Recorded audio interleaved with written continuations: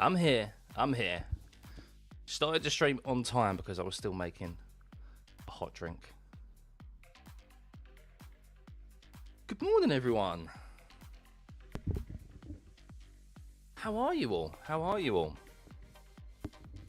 Why does this feel a bit high? Ooh. It's early again. It's too early. Clocks went forward here in the UK.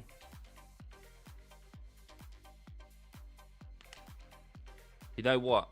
I've actually had a rookie mistake, guys. I ran out of coffee. So I've got a hot chocolate. I mean, most of it's kind of milk at the moment, but I have got a hot chocolate, and I had to have some caffeine this morning. So I've had a scoop of pre-workout. It's the only caffeine I've got in the house. I don't drink tea. I know, a Brit that doesn't drink tea. So yeah, it's the only caffeine I've got this morning. Was the pre-workout. So what does my wife think? She does think I'm crazy. She's like, well, rather you than me. So nah, it's all good fun. Finally get to watch a live, Georgine. It's been having classes on Sundays. Classes on Sundays? That's not good. Ferrari shirt today. Yeah, we haven't worn it in a while. And I paid good money for this shirt as well. So I feel like let's bring it out. Who do I think is going to retire this race? Well, that is the question. Who's not even going to start this race? Because we are yet to have a single race where one car hasn't started the race.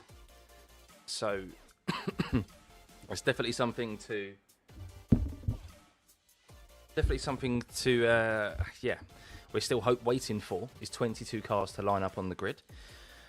I don't have much hope, so we will see. I haven't seen any news as of yet as to if anyone is starting from the pit lane. So just checking X right now, and it doesn't seem to be. So TV coverage hasn't really gone trackside yet. So we'll see. Yet to be determined. Good morning, Atish. But good morning, everyone. Piastri DNS. Oh, don't imagine 3 for 3. I mean, they had to change Lando's battery.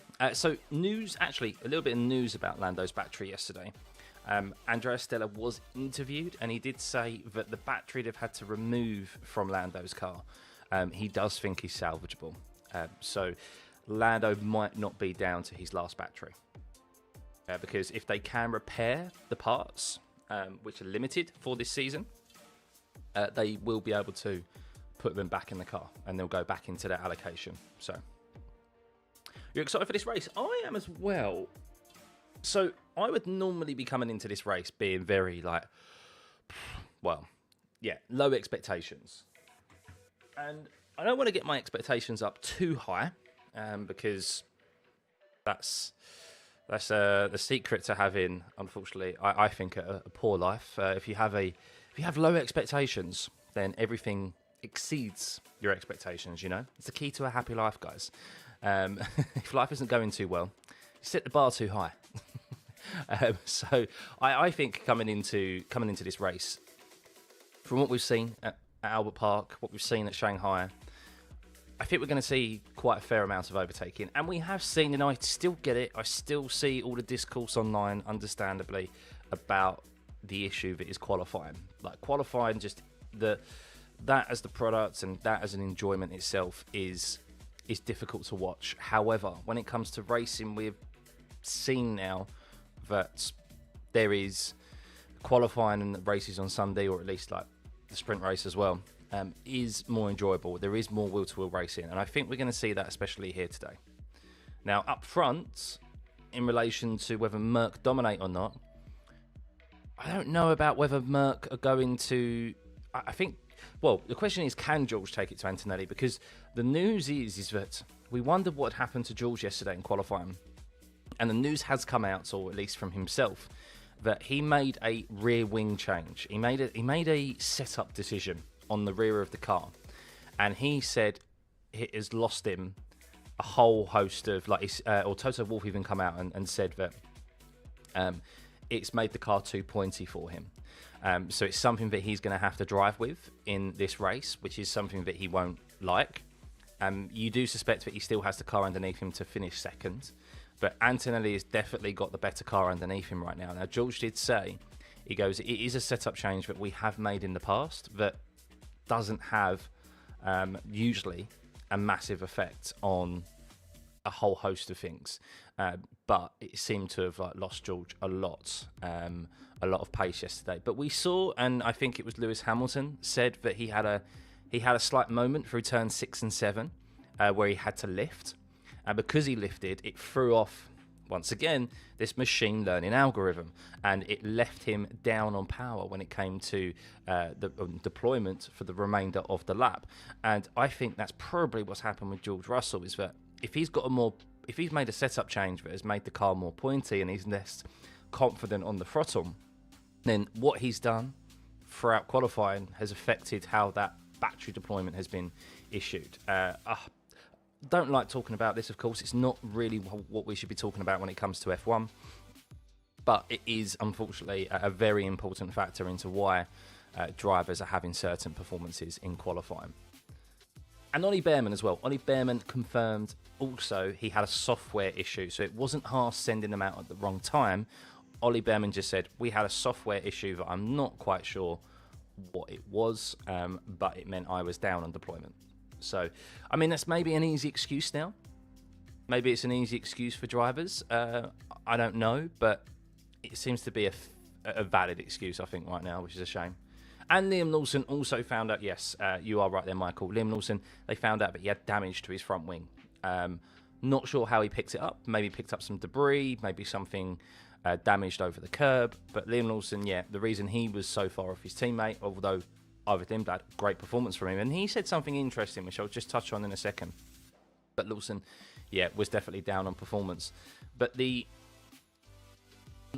we're talking about this machine learning thing, and Charles Leclerc has touched on it, that you can't go balls to the wall in qualifying anymore, because if you try and do that, and you do that in Q3, you're actually overriding what the algorithm has learned in Q1 and Q2. So effectively, you have to go full out in Q1 and Q2. You have to be balls to the wall, Q1 and Q2, put it all on the line, so that you can do that in Q3. But even then, if you make a slight little mistake or error, that it throws off obviously what the algorithm has learned. And I can't believe I'm talking about algorithms with bloody F1. It's not how racing should be, or at least qualifying should be. And Arvid Lindblad said, interestingly, he literally went balls to the wall. He was full out 100% in Q1 and Q2. He just went full send every single session. And that helped with the algorithm. It knows no different. And he even said himself, because Charles is in the Ferrari and he's in a different situation where he can comfortably get through Q1 and Q2, there's less risk that has to be taken, you know? So Charles, effectively, and the top boys effectively have to go full out in Q1 and Q2 if they want that balls to the wall Q3 kind of attitude. And of course, we heard Charles on the radio absolutely fuming about the way how qualifying is now. So, yeah, it's terrible, really. It's terrible how F1 has got to this stage, but hopefully it can be fixed, or at least limited moving forward. We've still got a long way to go in the year. So I hope that explains things. But more than everyone, hope you're well. Hope you're good. When are we looking at tyre strategies, Rab? We will look at them after the drivers have done their reconnaissance laps, which we now have the live data available for us. So let's switch over to that.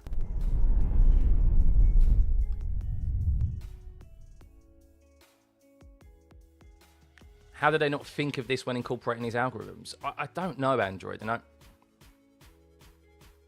it's not how F1 should be. I mean, they are basically driving a computer, aren't they? We always knew there was a lot of electrics and a lot of software in these cars, but not so much to the extent that it was overriding the way that drivers drive the car, because that is effectively what it's doing. I don't know if that can be altered and it can go to a fully manual system in qualifying. But yeah, it definitely needs to go back to the... And the thing is as well, I feel like we were also sold a lie when it came to the whole electrical side and battery side of things heading into this season, because I don't know about you guys, I interpreted it as the drivers were going to be manually in control of just really 2 battery modes, which was boost mode, which is deployment, and then recovery mode. That is how it was sold to me. And then there would be the overtaking aid, which is the overtake button, the extra electricity available from the available for them.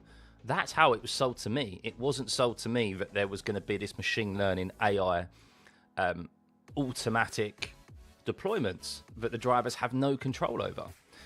And that is what is ruining qualifying for us. So, yeah, I hope they dial it back, put it that way. I don't know if it can be this season now. I think we're probably too deep, but at least for like next season where significant changes can be made. But yeah. But anywho, on to the race itself. Get your votes in of who you think is going to win the Japanese Grand Prix. Will Antonelli make it back-to-back race wins? Will George Russell win today? Piastri and Leclerc. I've just gone for the top 4. It could very well be also a Lando Norris or a Lewis Hamilton. We know how quick Lewis Hamilton is off the race starts as well in that Ferrari. Piastri is a key player in the race today. Do not overestimate the race starts of the McLaren, because they have also been pretty good. Of course, they didn't start in Shanghai, but the sprint race was a good race start for them as well. They seem to have got on top of the launches better than that of Mercedes. George Russell did say something that was quite interesting, that there is more grip on the race start here on the grid than there is at Shanghai and at Albert Park, so they may fare a bit better. But George Russell will undoubtedly, because of the issues that he's got with the setup and the control of his car compared to Antonelli, I wonder if there may be some desperation there to get down the inside into turn 1. I don't know why. You can maybe clip this. Maybe this is Mystic Stuffey. I just see George sticking a wheel. I just see George or Antonelli turning in maybe a bit too early into turn 1 and going flying off. I just see a Mercedes collision on the first lap. There's just... Don't know why. So, please wear the Mercedes shirt for them to fumble. There is no curse. No, I'm leaving it on. I paid good money for this shirt. I didn't get this free. I paid for this. Do the algorithms learn from the sim too? No, I think it's only... I mean, maybe. I think for a baseline they do. I really don't know. I mean, I really would love them to go into a much more... The teams come out and give us a better breakdown of how these machine learning is operating at the moment, because it is just such an important factor. So, yeah.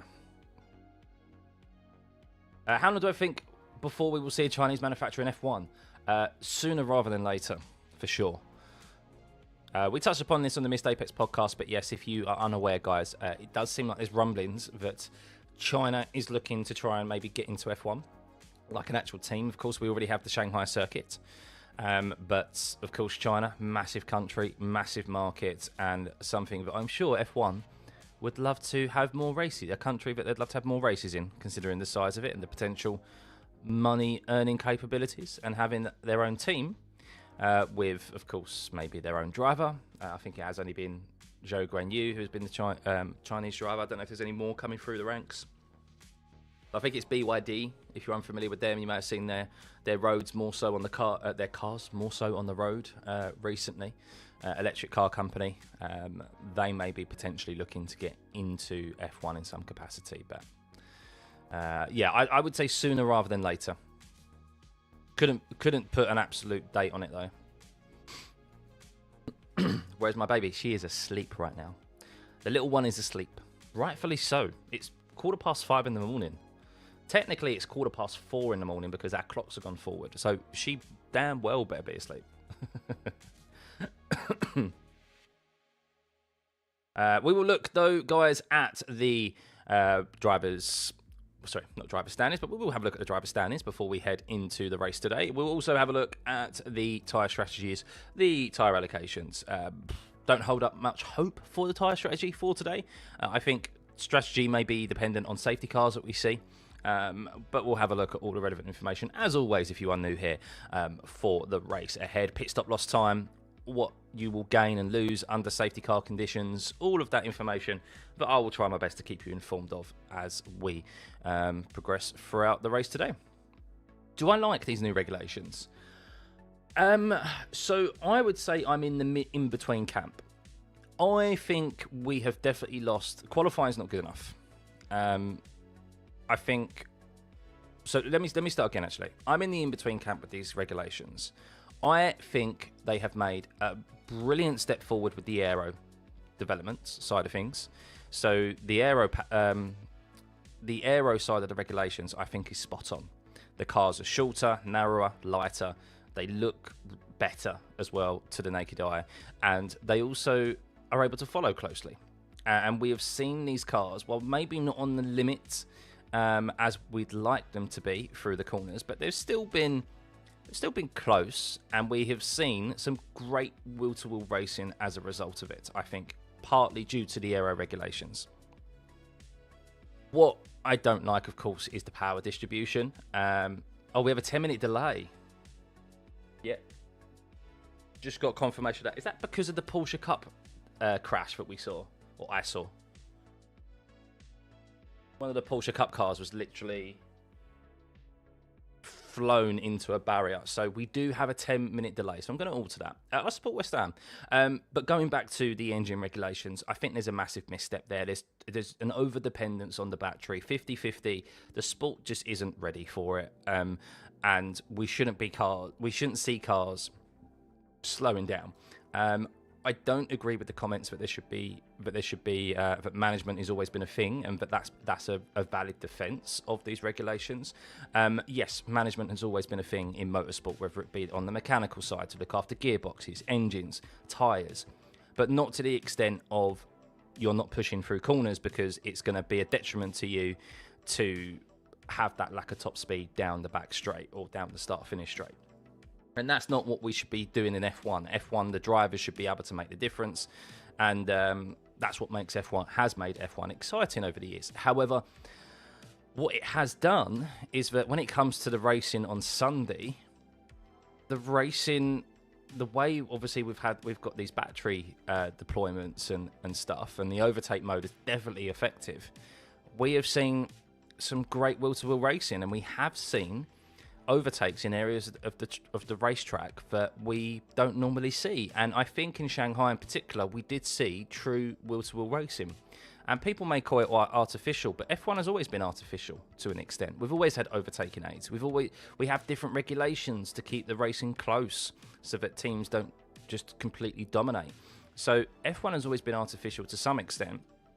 And look, if you truly couldn't sit there and enjoy the wheel-to-wheel battle between Charles and Lewis last time out of Shanghai, then I don't know what more you want from F1, to be honest with you.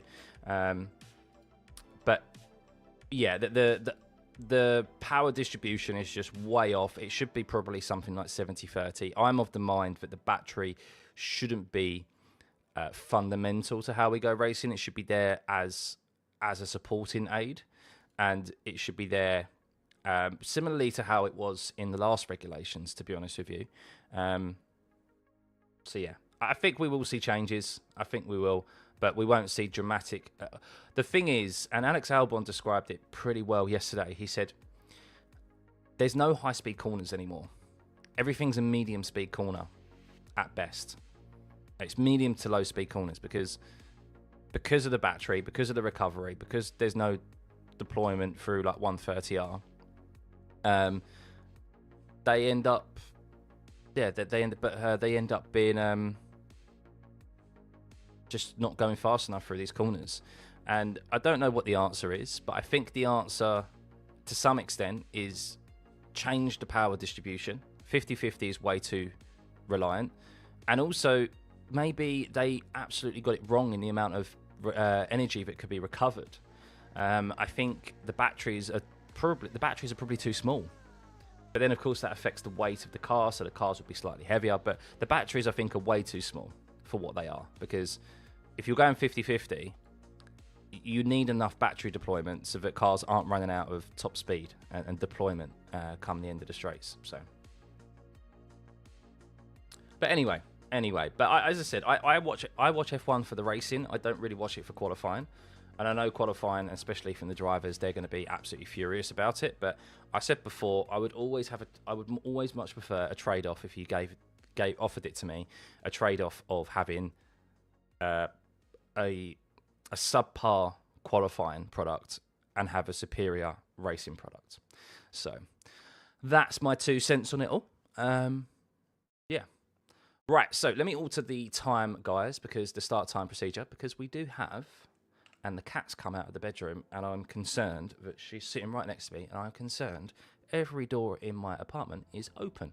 So we are just going to change that, and then I am going to have a look and make sure my voice is not travelling through this whole flat. Let me have a look. So it should be 10 past 6 is the race now. So if you're just tuning in, there has been a delay to the race start here. That is because of a Porsche Cup crash, quite a serious one that happened earlier on, and they're repairing. They had to repair damage to the barriers.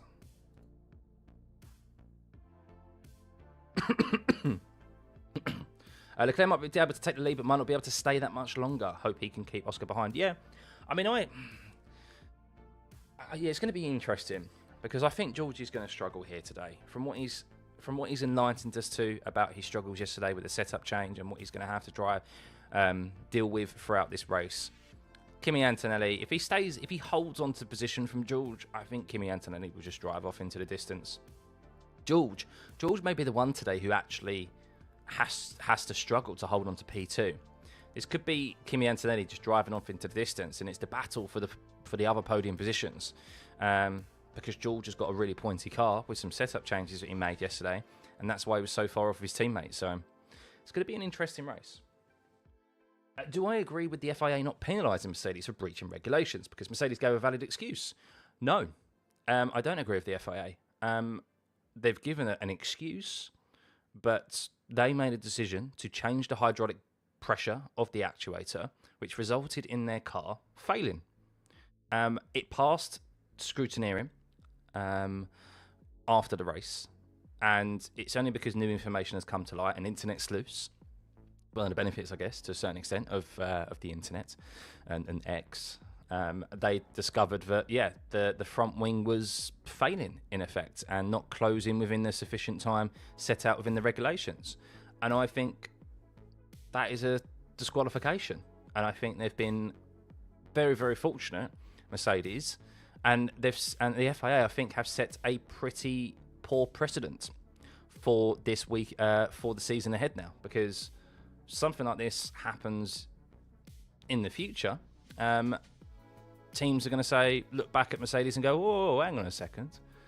So, right, 2 seconds, guys. Just need to go check and make sure the cat hasn't opened every door in this flat.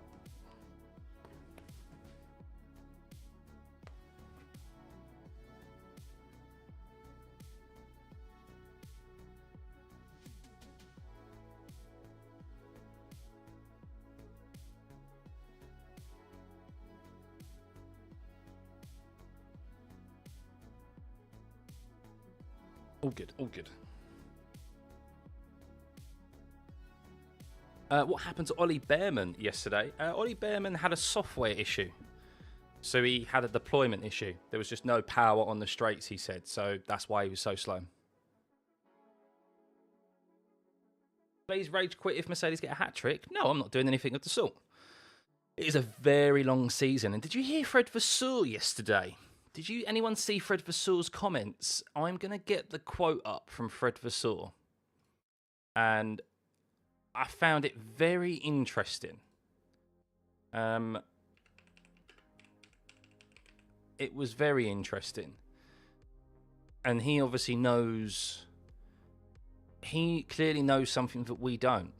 And maybe he's just giving us hopium, as Ferrari tend to do. But he said, he was quoted as saying, "Starting from Miami, a new championship will begin." We need to keep focusing on ourselves and rack up as many points as possible. The season will be very long and the pace of progress just as relentless, so we mustn't let the current situation intimidate us. What are you cooking, Fred? What do you know? What has been discussed behind the scenes? What do you know? That is interesting. That is an interesting comment by Fred there. You wouldn't... Surely Fred's smart enough to know that would be picked up on. You don't... I don't think that's a slip of the tongue.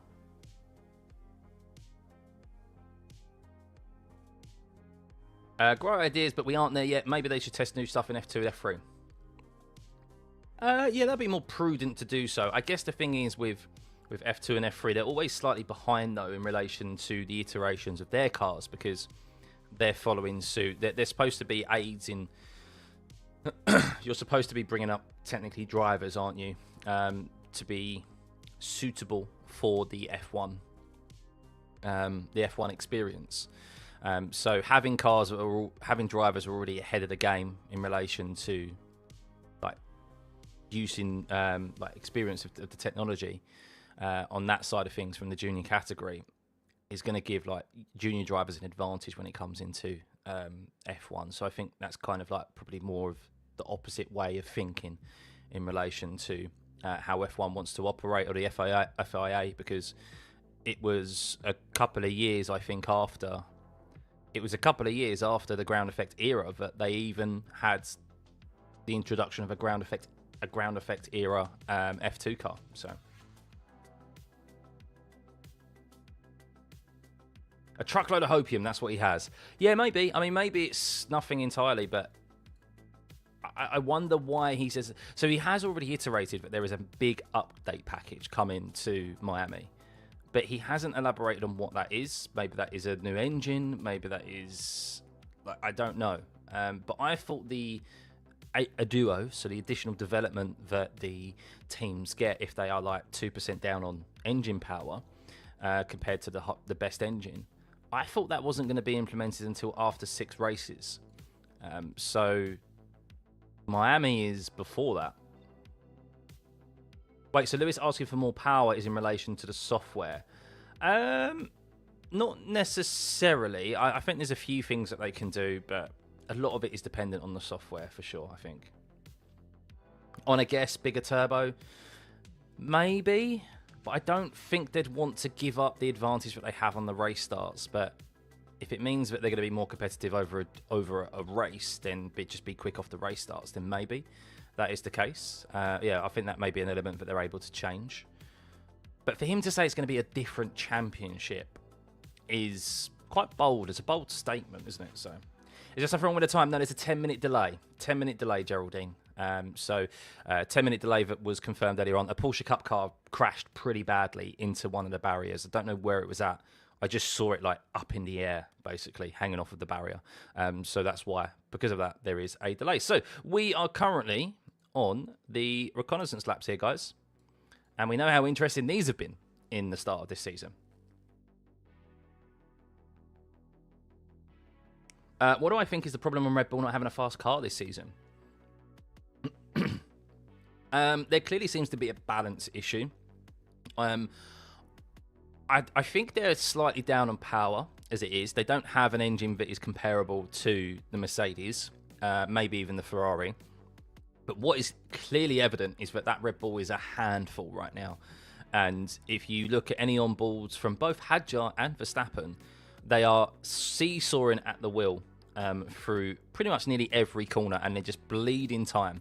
And we, as we touched upon at the start of this watch-along, is that with how the software and the machine learning algorithm works, even if you slightly lift out of a corner, that ends up affecting the battery deployment and the machine learning, and it means that you're a detriment when it comes to the straights and where you want the battery to be deployed. So this is what's ruining qualifying, and it's putting Red Bull clearly on the back foot, and all of that in hand with, of course, just a lack of grip that they have and so forth.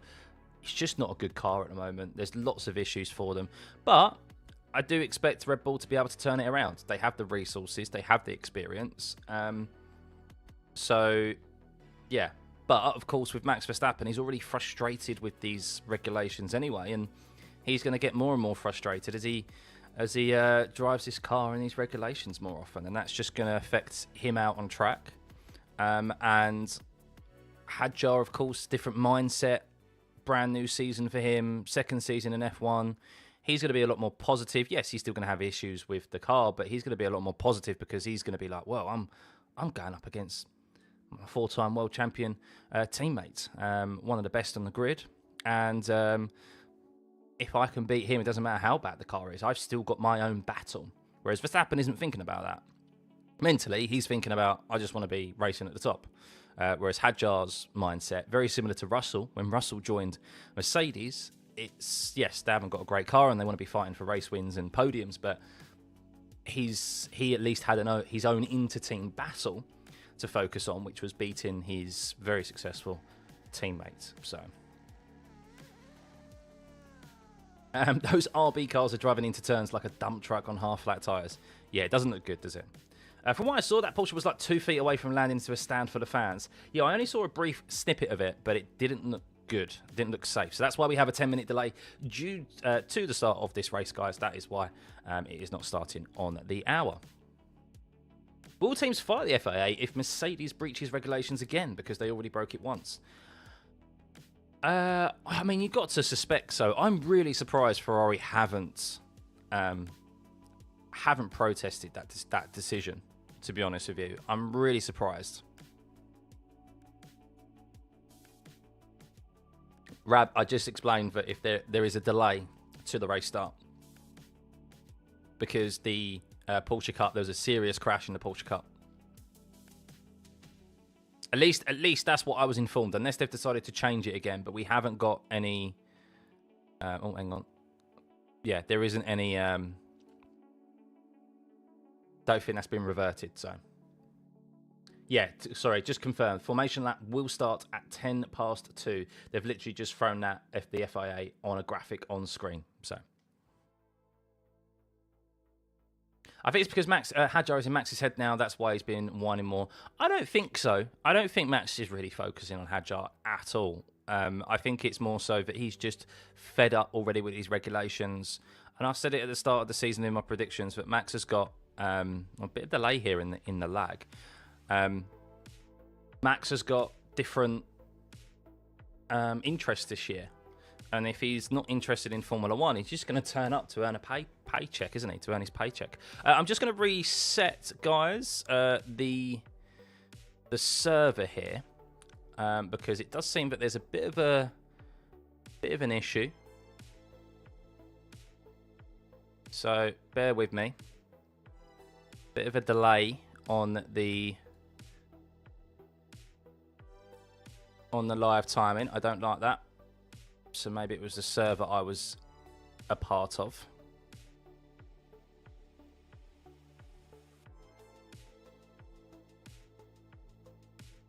Let's just sort this out.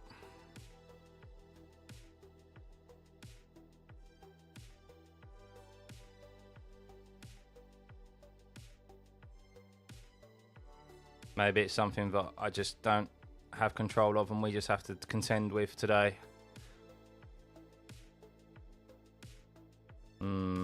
Does seem like it's a bit laggy.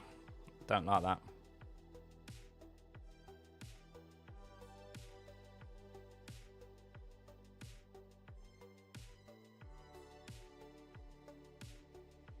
I don't like that. Hopefully it sorts itself out. Sorry, guys.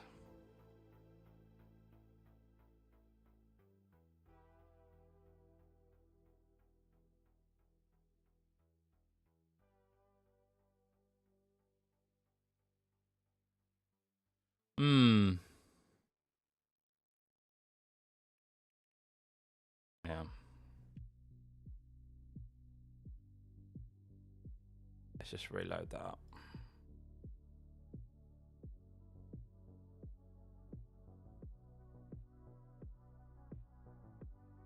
Sorry guys, just a bit of technical issues here, just trying to get this working.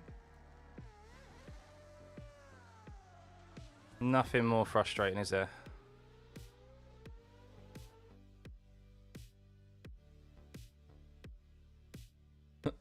You're watching from the grandstand, Paula. Oh, nice. Where are you positioned? Where are you at? No worries, Rab. All good, mate. How do I think George Russell's car will perform? I think he may be.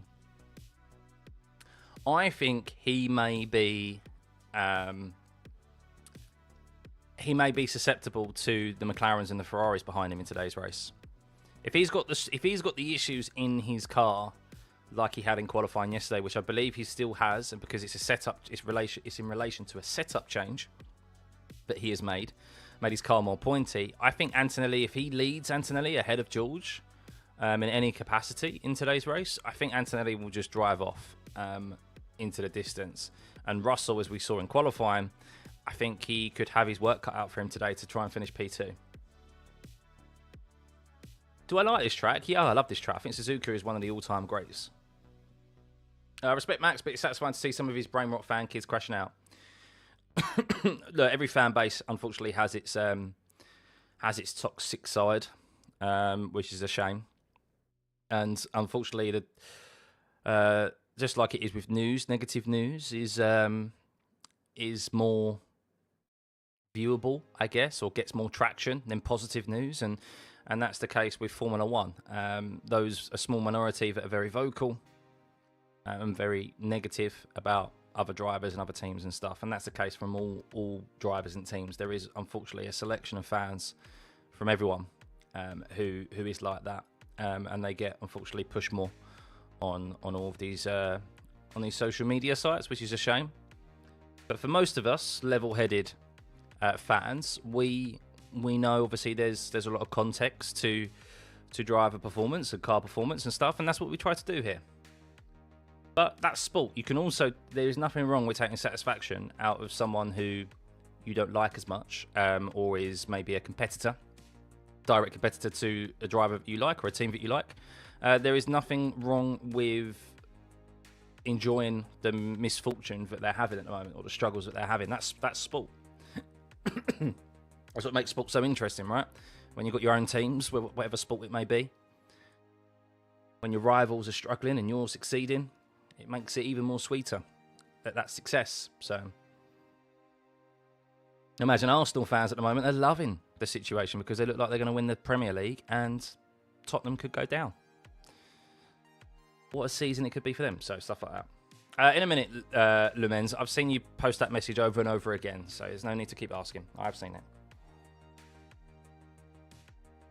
Max Van saying Lewis was a car merchant. Now they can understand. No hate to Max, but a good car mate's a driver too. Yeah, I hate that saying anyway, because the best drivers... Why do the best drivers end up in the best cars? Ooh, I wonder. Because they've earned their right to get to that position in a top team, because the top teams have gone, oh, it's the same with football and stuff.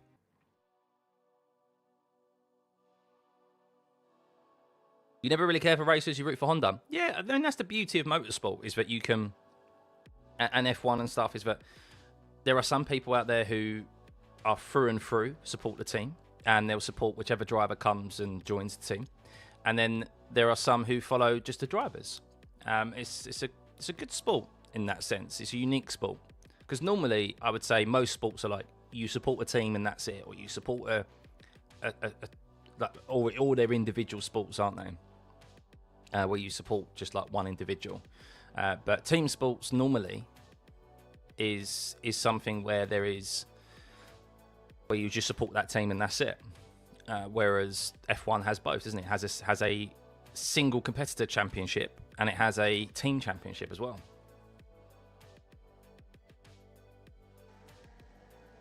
I did see the Carabao Cup final, yeah. Bit boring, wasn't it? Two wrongs don't make a right. No, it never does. Does Ford make good powertrains? Well, in the past they have done, but they're not making the sole powertrain here. They are more so on the I think they're more on the electrical element of the battery, of the engine. I think they're dealing with all the electrical components in the Red Bull powertrain. So, right. So, that is it. That is our recon laps. Everyone seems to have made their way round to the grid. For the first time in this season, everyone has made it round to the starting grid, I believe. I am yet to see anyone who is not on the grid.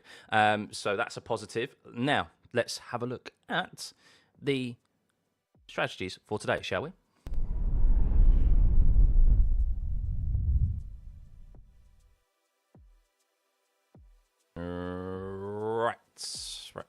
Right. Here we go.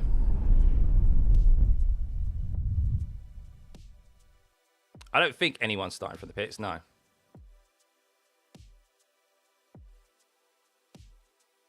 But everyone seems to have made their way. From what I could see, everyone's made their way around to the grids pretty comfortably. So, but we'll keep you informed. I'll keep you informed. So, but here we go. Here are the strategy options for today at the Japanese Grand Prix. If you are just joining us, there has been a delay to the proceedings, to the formation lap, due to a quite significant crash in the Porsche Cup, due to needing a required repair to a barrier. So that's why the race is not starting on the hour, starting 10 minutes past. So, strategy options for today. Welcome to probably the most comfortable one-stop strategy you're about to see this season, other than maybe Monaco. Because this race, unfortunately, is not going to be won, I believe, in the pits or via strategy. Unfortunately, we are on the hardest compound of tyres, the C1, C2 and C3. The track was relayed last year in the first sector, which ruined the racing and provided us no degradation. And then this year, well, that obviously tarmac in Sector 1 has had a year to bed in and like a year of racing. But Sector 2 and Sector 3 was completed as well in being relayed in the last 12 months. So, yeah, that means that very little degradation here this weekend. There'll probably be some graining, where obviously you see the tread of the tyre, that line on the tyre. That is due to the thermal degradation. So when there is no abrasive circuit, the tyre temperatures are what is needing to be managed, and that is where you then start to see that graining form. And the drivers and the pace will drop off through that phase, but you can work through it. And then eventually that layer of marbling on the tyre eventually disappears, and then that's when the pace is regained. So today, I suspect to see everyone pretty much on those first two strategies. We may see some, because Suzuka has been a difficult track to pass in the past, I think we may see some start on the soft compound tyre to try and gain a bit of position off the start and maybe get off of the soft compound tyre early. We have seen in the early stage, I say the early stages of the race, in the early stages of this season, we have already seen the hard compound tyre be able to go a significant distance. And I suspect we may see some start on the soft compound tyre early on in this, on the start of this race to get on that hard tyre early, get some clean air, and then just hold on to track position. Because we will see overtaking here today, as we have seen at all circuits thus far. In Albert Park and Shanghai. So I don't think overtaking is going to be impossible, but it will be. Track position is always key. It still is key, and it's going to be key here at Suzuka. So, yeah, with that hard compound tyre, I fully expect to see that hard compound tyre. I actually think lap 13 to 19 is probably quite late. Still, I think we will see some pit as early as maybe lap 8. Because we can see, it's only a 53 lap race, I think we can see this hard compound tyre probably go 40 odd laps. Easy. Over 40 laps today. So I really hope not. The timer isn't wrong. No, there has been a delay to the race start. The race start has been postponed due to the a crash in the Porsche Cup series before the F1 race. So that is your strategy options for today. The two-stopper, I don't think there'll be a two-stopper.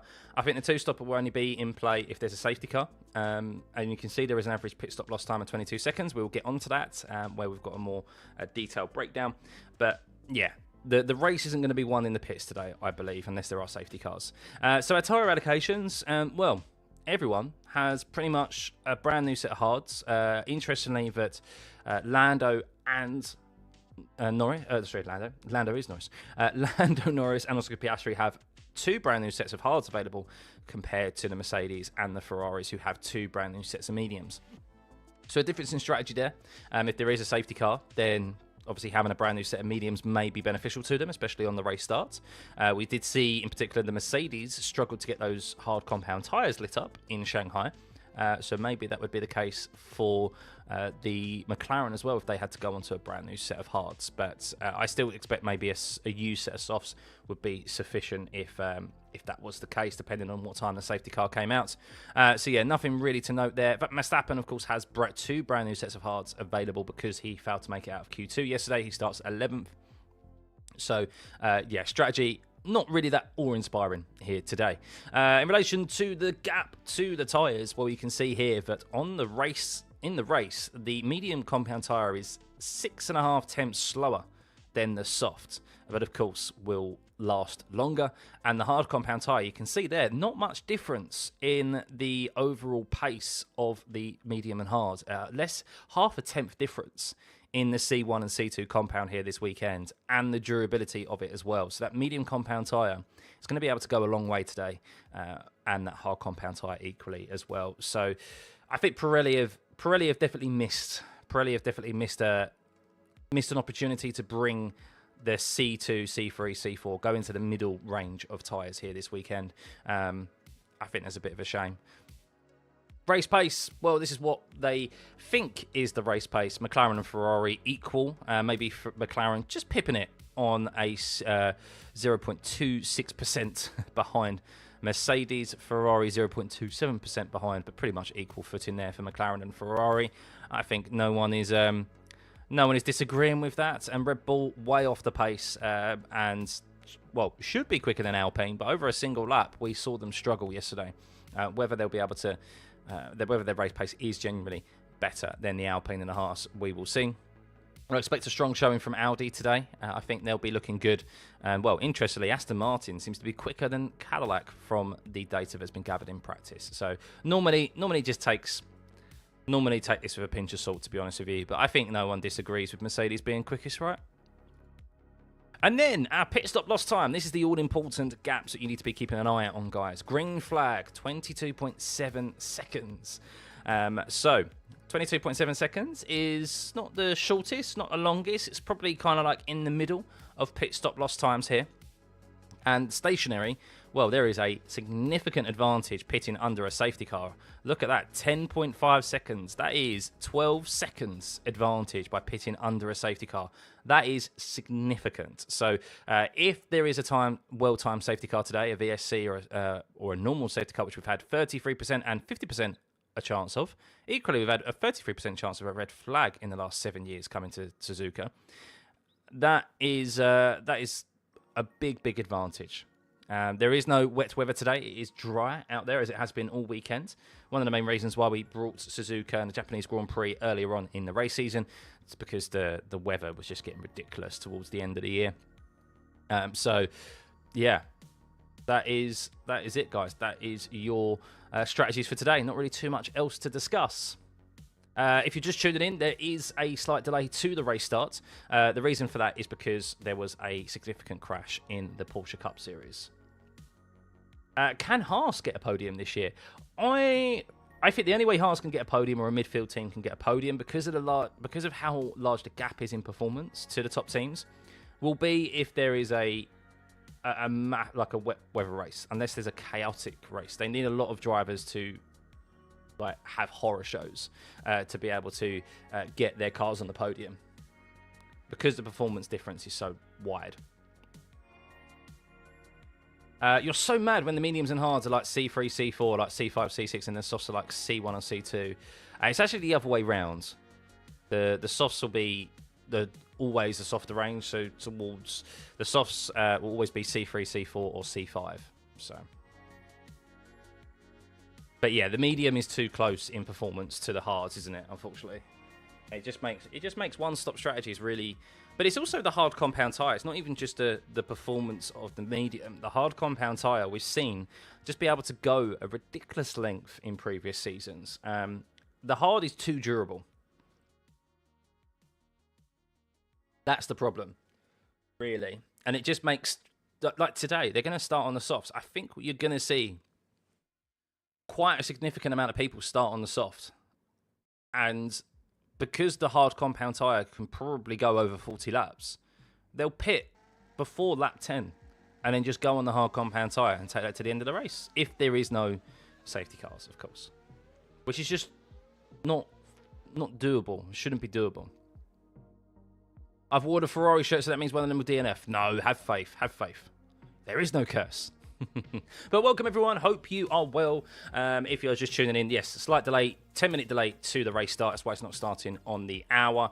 If you are wondering, it's not starting in 8 minutes. It's starting in 17, well, just under 18 minutes. Hit that like and subscribe button if you can. Trying to hit 80,000 subscribers. That'd be amazing if we can achieve that today. So, yeah, it'd be brilliant. And hopefully we're in for an interesting race. Likely a safety car for one breakdown or another. I think we will see a safety car today, yeah. I think we will.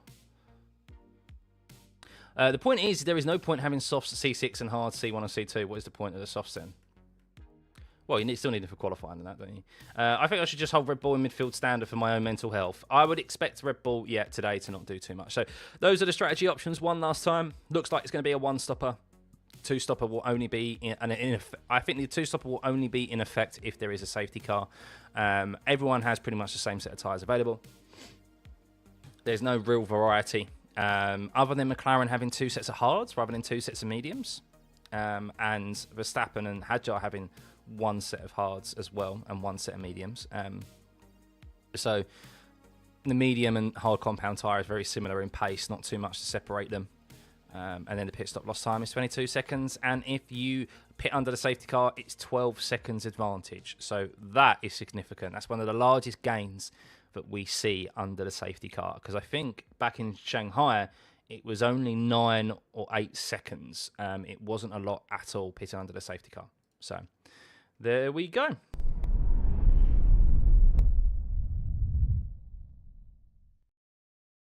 Right.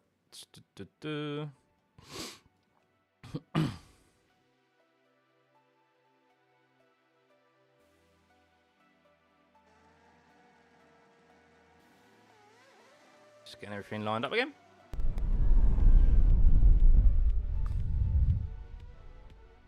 Fix a timer. There's nothing wrong with the timer. There is nothing wrong with the timer. If you're just joining us, if you're just joining us, there was a big crash in the Porsche Cup Series, which is a support series of Formula 1, and there had to be a repair to the barriers. So because of that, there is a delay. There's a 10-minute delay to the start of the race. Will Ferrari stuff up a safety car pit call this afternoon? Hopefully not. How many categories of cars run on a race weekend? It depends on the race. Sometimes there's F3. Sometimes there's as much as 4, which is the Porsche Cup Series, F1 Academy, F3, F2.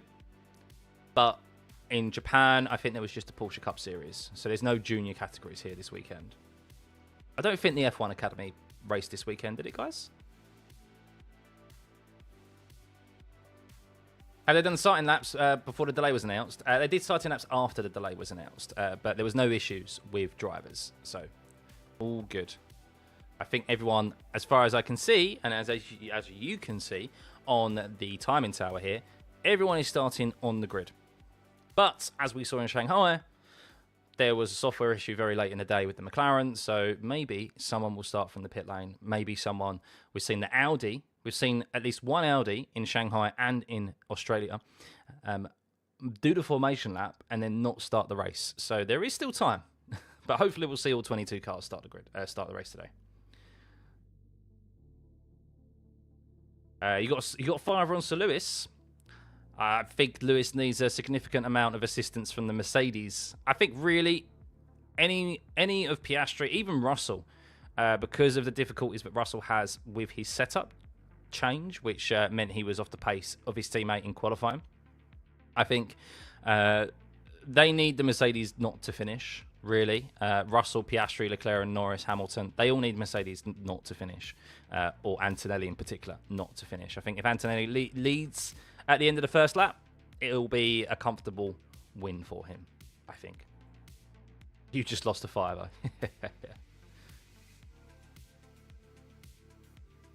though. Seeing the races in the Middle East have been cancelled, why not have 2 races in Japan?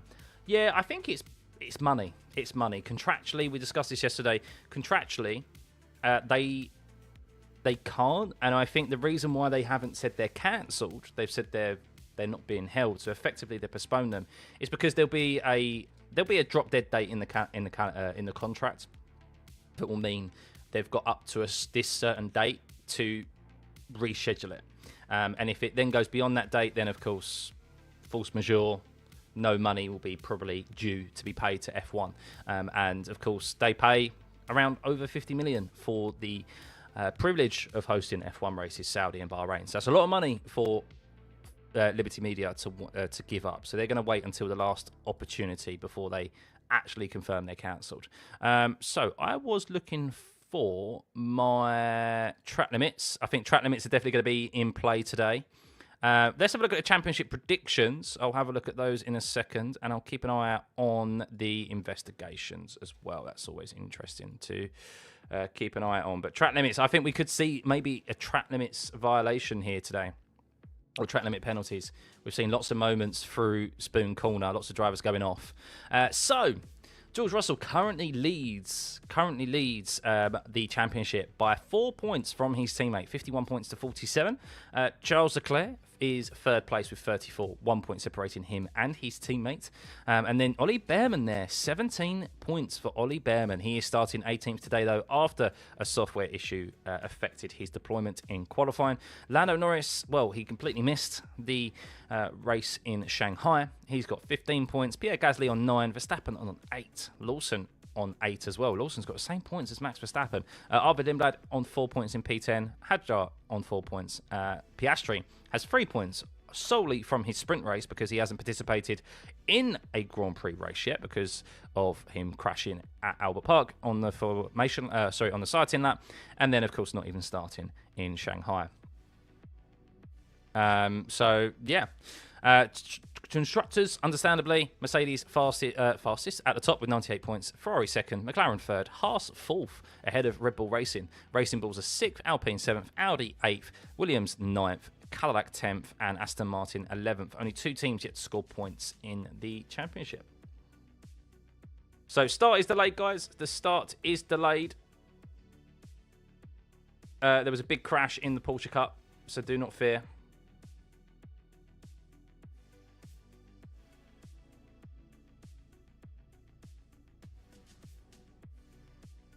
Oh, hang on. I need to move that up, I think.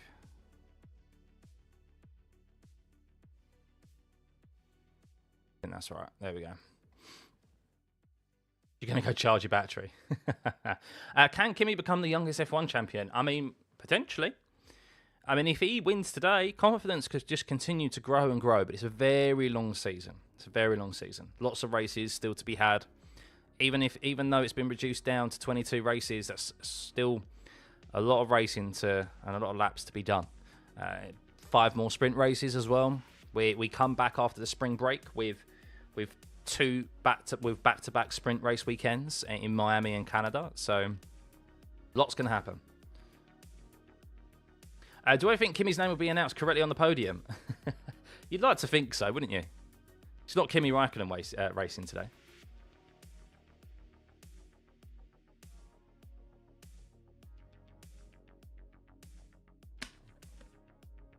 As the race starts, shifted by 10 minutes, yes. Big crash in the Porsche Cup Series, which is the support series of Formula 1. Why am I wearing the Ferrari shirt today? The race is over. No, it's not. Have faith. Have faith, everyone. No, I don't think the Middle Eastern races are going to go ahead either, even though they've technically postponed them. But contractually, if there is any slight opportunity, they will leave it till the last minute before they officially have to cancel them, as per obviously their contracts. So there's a good chance the last 2 races also get scrapped. Yeah, I mean that's no guarantee as well, but there's a long time between now and then. Yeah, with them being positioned at the end of the calendar, it'd be interesting to know what their deadline is for their decision on those races in Qatar and Abu Dhabi. But we could very well have the finale in Las Vegas. Imagine that. What does define a Grand Prix to have a sprint race? you want to tell him, guys? Do you want to tell him what defines a race having a sprint race?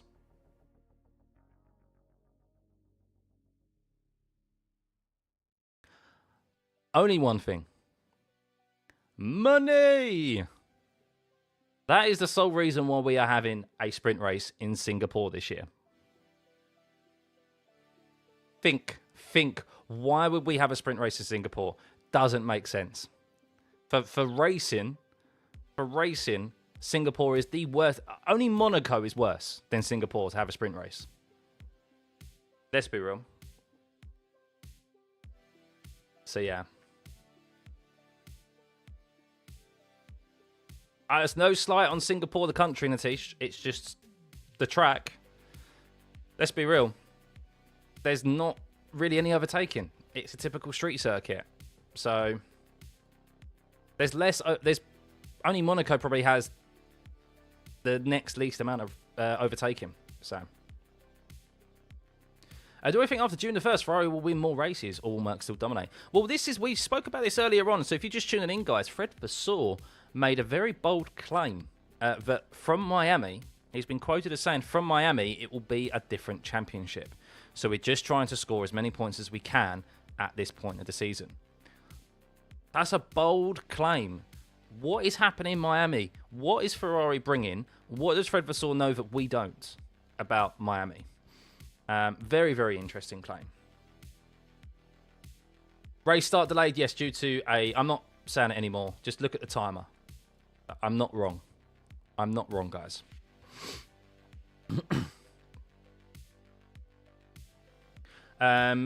Indian circuit is nice. Government is planning to change policy to make... Yeah, I mean, it's nice to hear, but proof will be... Like many things, just proof will be in the pudding. Won't it? You had a notification on, Glenn. It didn't come up. Unbelievable. Well, you're here now. That's what matters. And thank you for everyone for tuning in, as always, and turning up, well, at least for those of you in Europe, early in the morning. It's just gone 6 a.m. here in the UK. But it's not really 6 a.m. because the clocks went forward last night here in the UK. So it's 5 a.m. So it should be nice and light outside, but it's not. It's still dark. But thank you, as always. It's the last race until Vegas, which could be the finale of the race, which we were just discussing if Qatar and Abu Dhabi is cancelled later on in the year. It is the last race until Vegas, where I have to wake up at early hours in the morning. So, yeah, I'm looking forward to seeing the end of this one, to be honest with you. But I'm looking forward, as always, to the start of this race, which has been delayed by 10 minutes due to a crash in the Porsche Cup Series beforehand. So that is why it is not starting on the hour, and we are starting at 10 minutes past. So we are about to have tyre blankets off here. It does seem like we're going to have 22 cars start, fingers crossed, at least the formation lap. Whether they do make it all the way round to their grid starting positions, we will see. But that could be the first time this season we see 22 cars line up on the grid and start a Formula 1 race. So I'm going to take a quick loo break. I suggest you guys do the same. Top up your beverages, top up your snacks, because we are under 5 minutes away from the formation lap of the Japanese Grand Prix getting underway. Back in a jiffy.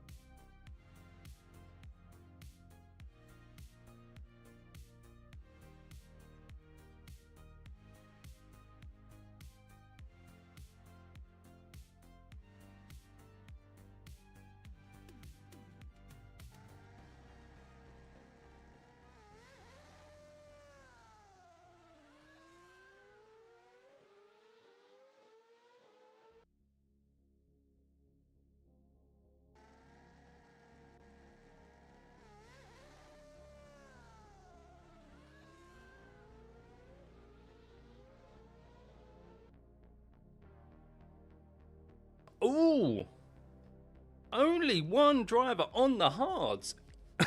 Well, that's a bit boring. Everyone's starting on the mediums. It makes sense, though. It makes sense, doesn't it, really? It does make sense. So everyone other than Valtteri Bottas is starting on the medium compound tyre. And as we predicted, it was going to be a boring, it could be a very boring one-stop strategy today. I don't expect the racing will be boring though. But I did expect, I was kind of thinking maybe someone would start on the softs. More than, at least maybe 5 drivers would start on the softs. But no. Because of the durability of the medium, I guess, they're just, it leaves themselves open for safety cars and things like that. So we'll see. We'll see. I'm a quantity surveyor, Ray. That's what I do. I'm in construction. So, if you are just joining us, welcome, welcome. Hit that like and subscribe button. Trying to hit 80,000 subscribers today. That'd be a tremendous achievement. So, thank you.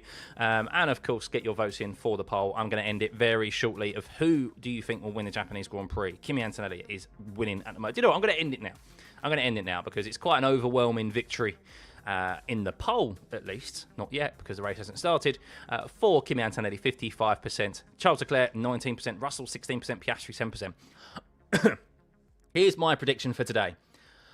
I think Antonelli will win this race comfortably. I think the battle for second and third is going to be a real interesting one and be really close today because George Russell has made changes to the setup of his car yesterday prior to qualifying. That's why he was 3 tenths off the pace of his teammates and why Piastri was so close, Charles as well.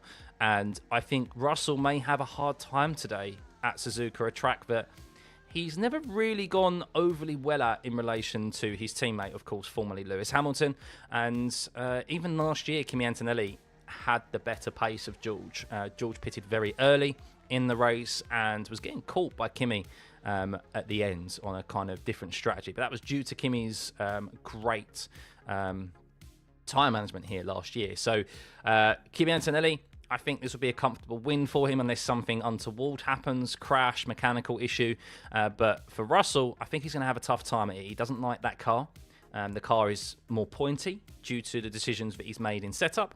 And we'll see how it translates to the race. It may be completely different. It may only be over a single lap. The car feels different, but of course as the fuel burns off, it may be that George later on in the race doesn't feel as comfortable in that car as it becomes lighter and more sensitive to him than it does on high fuel. So going to be an interesting one. I think the fight for the podium positions is definitely up for grabs, but I think P1 is probably Kimi Antonelli's to lose.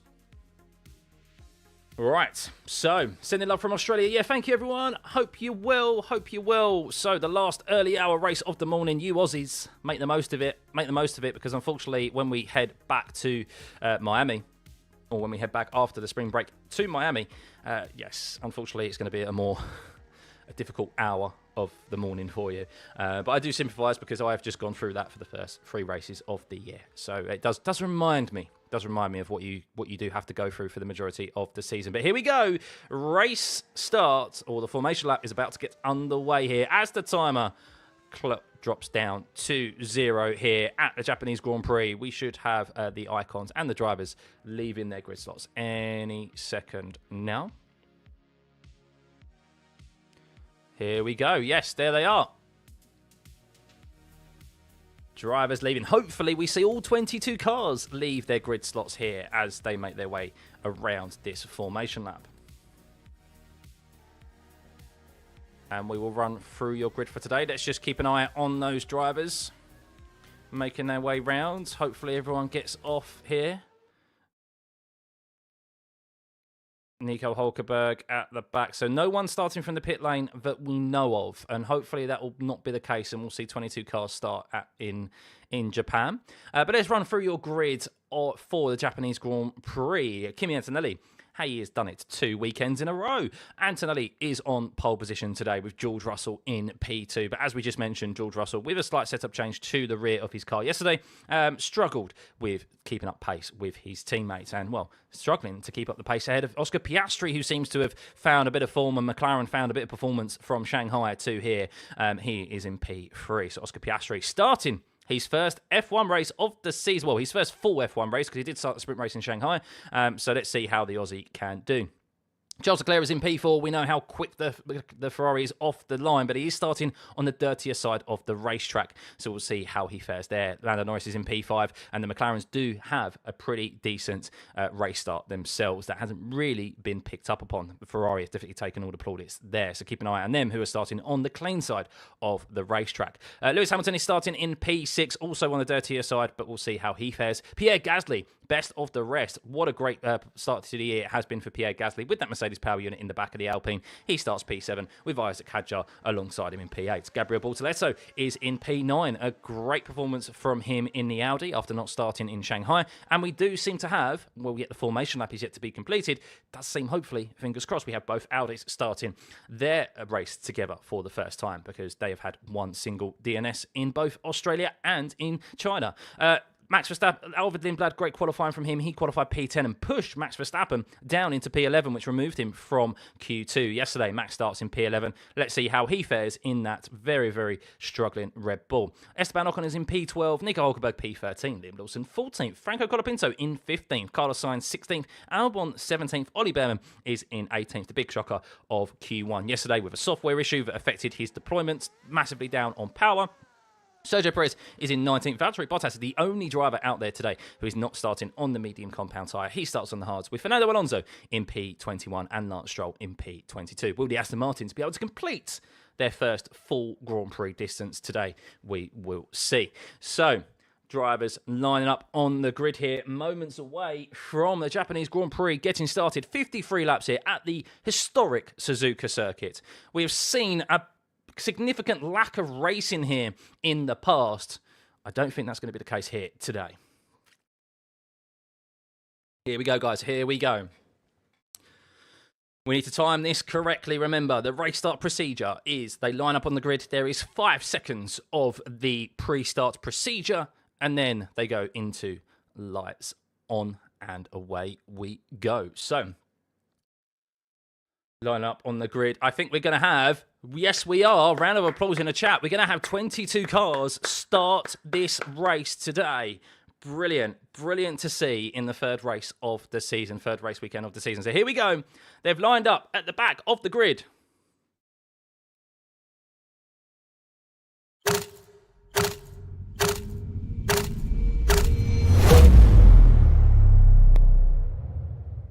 Lights definitely not out as quickly as what they were in Australia, that's for sure. But here we go. They are out. And we are go, go, go at the Japanese Grand Prix. As it looks like maybe Kimi Antonelli is bogged down at the start here as Oscar Piastri is leading down into turn 1. But what about Charles Leclerc? And it's Piastri and Leclerc leading into the first corner as Norris moves up into P3 as well. And it's a terrible start for the Mercedes as Antonelli has faltered once again at the race start here. And he's down into P6. 5 places lost for Kimi Antonelli. And it's Piastri from Charles Leclerc as they make their way through the centre edges for the first time. Lando Norris is in P3 with George Russell 4th, Hamilton 5th, Antonelli 6th. Sainz has changed a couple of positions there. He's up 1 as Hulkenberg has lost 6 positions at the start as Antonelli, watching the replay, just spun up the wheels, and it's a repeat of what we saw in Australia, a repeat of what we saw in the sprint race in China, and this time around him and the Mercedes, they got absolutely swamped and swallowed by the McLarens. And I did say keep an eye out on those McLarens because their race starts are not too shabby either. While the Ferraris have taken all the plaudits for their race starts, McLaren seem to have figured something out with those race start procedures in comparison to their supplier, that is Mercedes.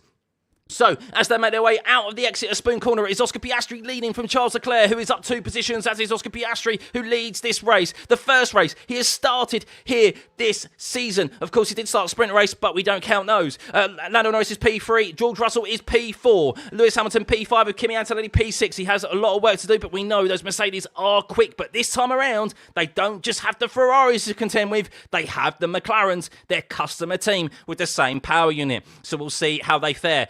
Kimi Antonelli, did he have a moment out of the last corner there as well, Kimi Antonelli? But no, it's just a slight delay as Lewis Hamilton lost a position. It seems Lewis Hamilton has a bit of change in here on the track map as Lewis Hamilton loses a position to Kimi Antonelli into the chicane as Max Verstappen gets ahead of Liam Lawson. Arvid Lindblad has had another great start as well, just as he did in Australia. Not quite as good of a start as he did in Australia, where he found himself up in P3.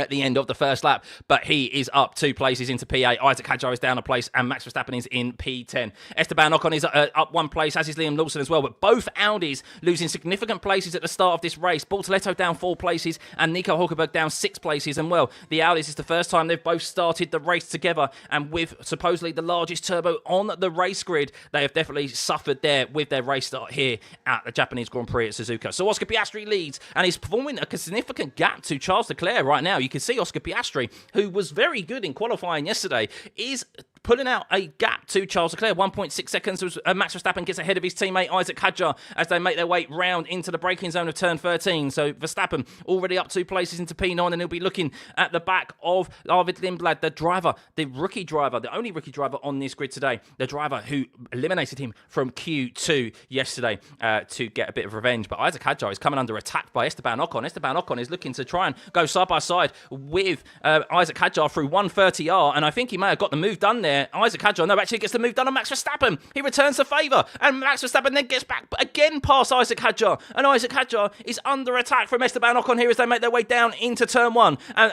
George Russell is on the going side by side with Lando Norris into turn 1. Will he be able to hold on to it? He can indeed, as George Russell gets ahead of Lando Norris down into turn 1, and George Russell, well, now finds himself 2 positions ahead of his teammate Kimi Antonelli, and well, I think today what we may see, George Russell faring much better at the start of this race than his teammate because of that poor race start. George Russell is probably going to have to defend at some point from Kimi Antonelli, because I do believe Kimi Antonelli has the better race car and better setup for this weekend. So we'll see. We could see what we've wanted for the start of this season is the 2 Mercedes drivers tussle it out, but George Russell now has his sights set on Charles Leclerc, who is losing ground to Oscar Piastri, who is 1.8 seconds ahead of Charles Leclerc and has a bit of clean air ahead of him. So interesting turn of circumstance here at the start of this race.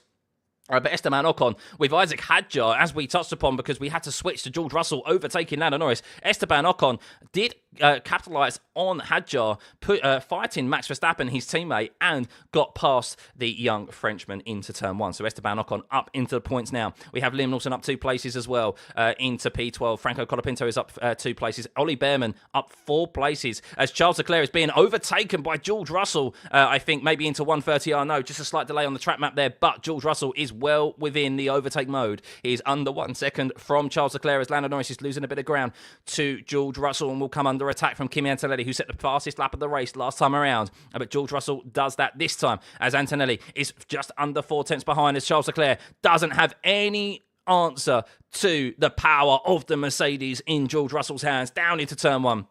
As George Russell is now back to where he started this race in P2 and will have his sights set on Oscar Piastri. And the quicker he does this, the quicker he can pull out a gap on Kimi Antonelli as Nico Hulkenberg makes a position on Alex Albon there down into turn 1. So we are seeing already more overtakes here than what we saw last year. So once again, the racing product much better than the qualifying product in Formula 1 this season. But if you're just joining us, Oscar Piastri leads from George Russell with in P2. The Mercedes, once again, a bit of a poor start from them. With Charles Leclerc up a position into P3. So the McLarens did have a decent start, but we'll keep an eye on that gap, of course, to Piastri and George Russell last time around. He was half a second quicker, George Russell, but that would have been undoubtedly with the assistance of the overtake. But let's see how quickly it will take for George Russell to close down on that gap and whether Kimi Antonelli can also get past Lando Norris because he was unable to dispatch him last time around. But tell you what, guess who is not dropping significantly off the back of this top 6? Pierre Gasly, as we have our first track limits violation in the form of Lance Stroll. Valtteri Bottas, a poor start from him, understandably, on the hard compound tyre, the only driver to start on the hards today, so he is there. So no team radio by the looks of it for some reason, not entirely sure why that is. I'm not getting any team radio come through, so apologies for that. I'll maybe try and get that back up if we do have a halting in proceedings due to the safety car. But right now, might as well remove that. So Oscar Piastri on lap 5 here leads 1.4 seconds from George Russell, who just did a lap that was 4 tenths quicker than that of the McLaren.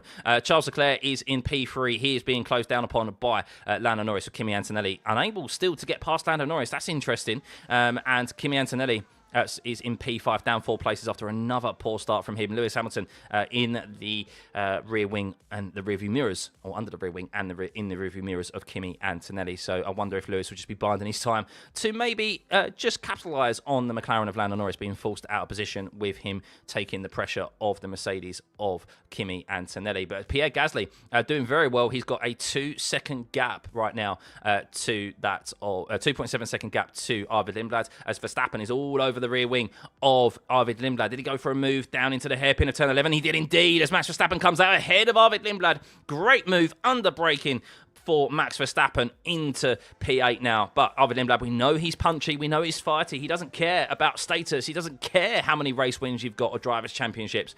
He will look to come back at Max Verstappen if he can do so, as he is in P9 right now, with Esteban Ocon closing down on the young Englishman. But yes, a good move there from Max Verstappen. To be fair, Arvid Lindblad saw it coming, but still, Max Verstappen sending those moves. But here we go. Is he going to be susceptible to an overtake here by Arvid Lindblad? Lindblad almost has to go for it, because he's going to be under attack by Esteban Ocon and down into the braking zone. And he does hold on to it, Max Verstappen. So he'll now have his sights set on Pierre Gasly, who is 3.8 seconds further up the road. So Oscar Piastri is now less than 1 second ahead of George Russell. George Russell took another 4 tenths out of Oscar Piastri's time there. He's just taken 8 tenths out of Oscar Piastri's gap in 2 laps. That is how supreme the Mercedes is right now. George is the only driver lapping in the 34s. Kimi Antonelli stuck in that pack behind Charles Leclerc, Lando Norris, and stuck in that pack of Charles Leclerc, Lando Norris, with Lewis Hamilton close behind him as well. So this is the thing about the Mercedes, is that if there are 2 cars ahead of him, it is difficult for them to overtake, just like we saw George Russell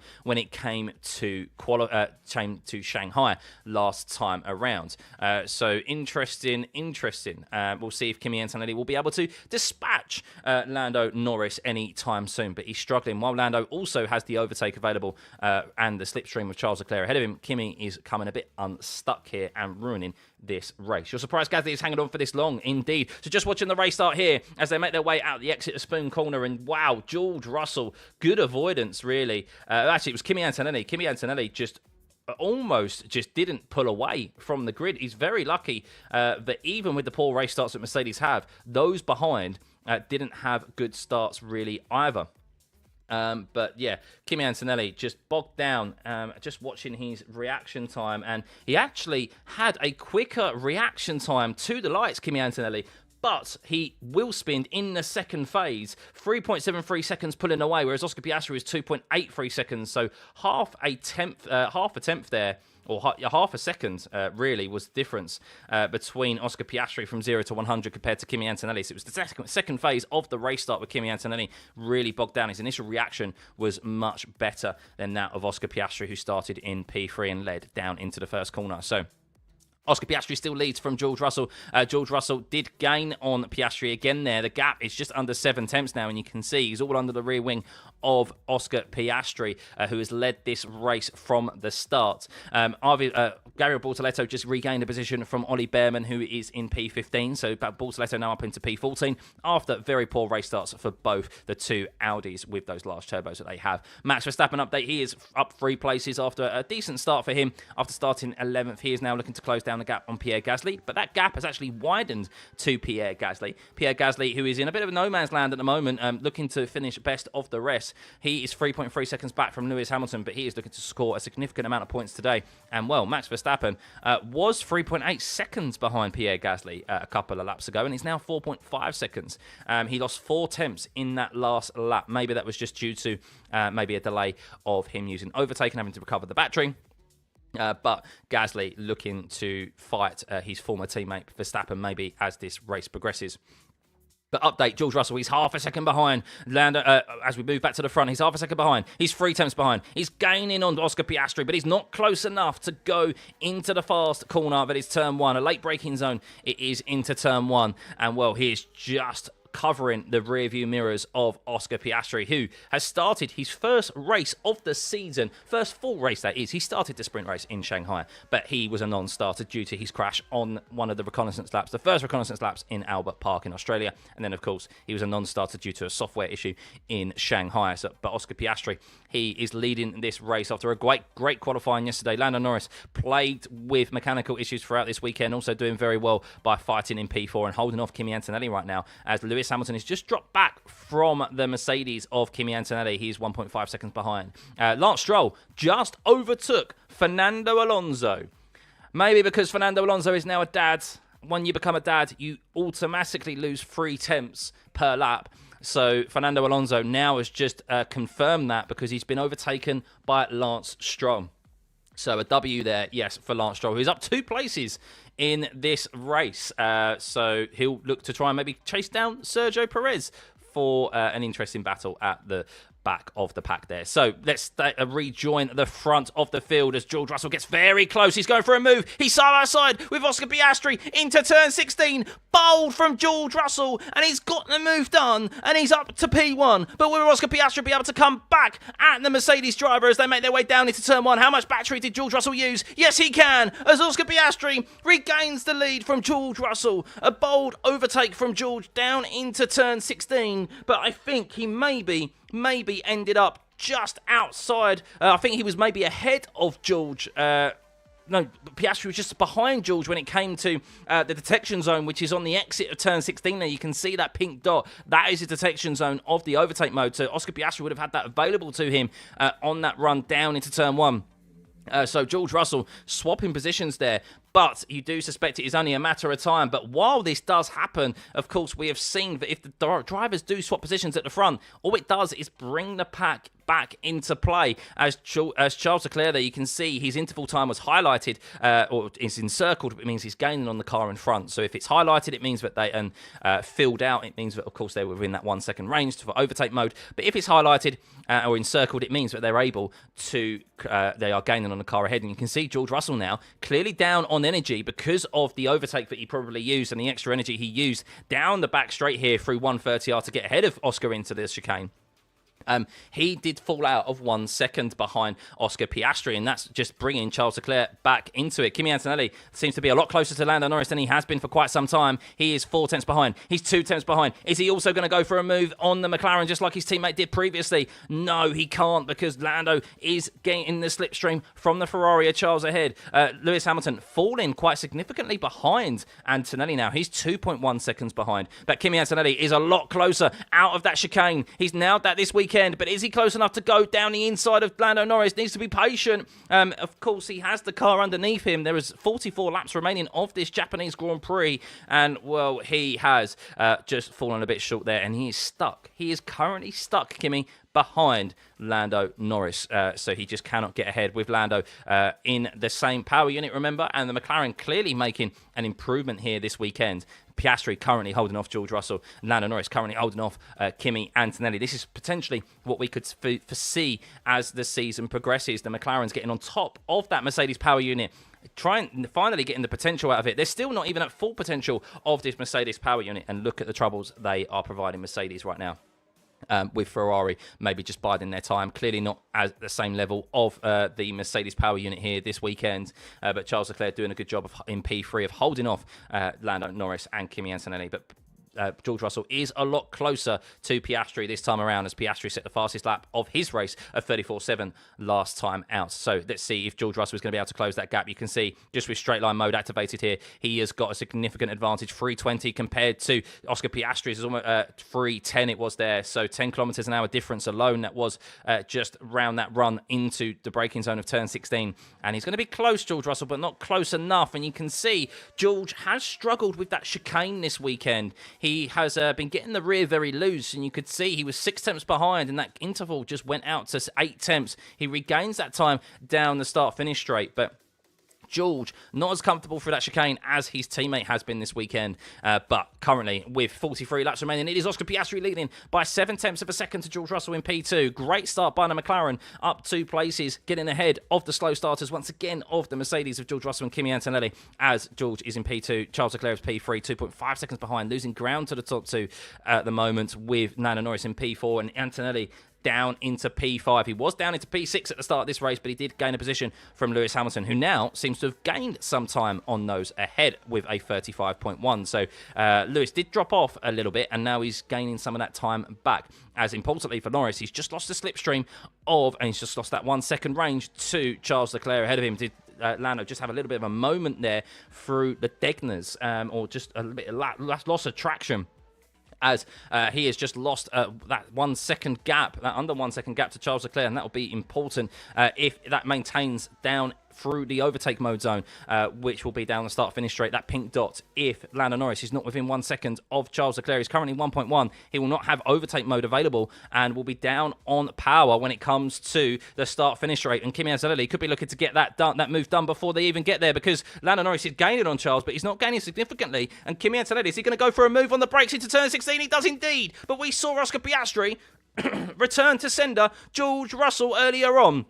Will Lando Norris be able to do the same? Does he have enough battery available on this lap? We will see. 6 tenths is the gap. 5 tenths is the gap. And I think Kimi Antonelli finally has done it due to a slight little error by Lando Norris through the Degners, which is turn 8 and turn 9. He lost that all-important 1 second gap to Charles Leclerc, and instantly Antonelli was able to capitalise. And, well, Antonelli will now have his sights set on Charles Leclerc, and with Leclerc 2.3 seconds behind George Russell, he is not going to be getting the benefit of overtake mode or a slipstream, and he will probably be a bit easier to overtake, and he will be looking to close up the gap then on his teammate ahead of him. So yes, once again, the Mercedes slow starters, and it was and it was clearly, apologies,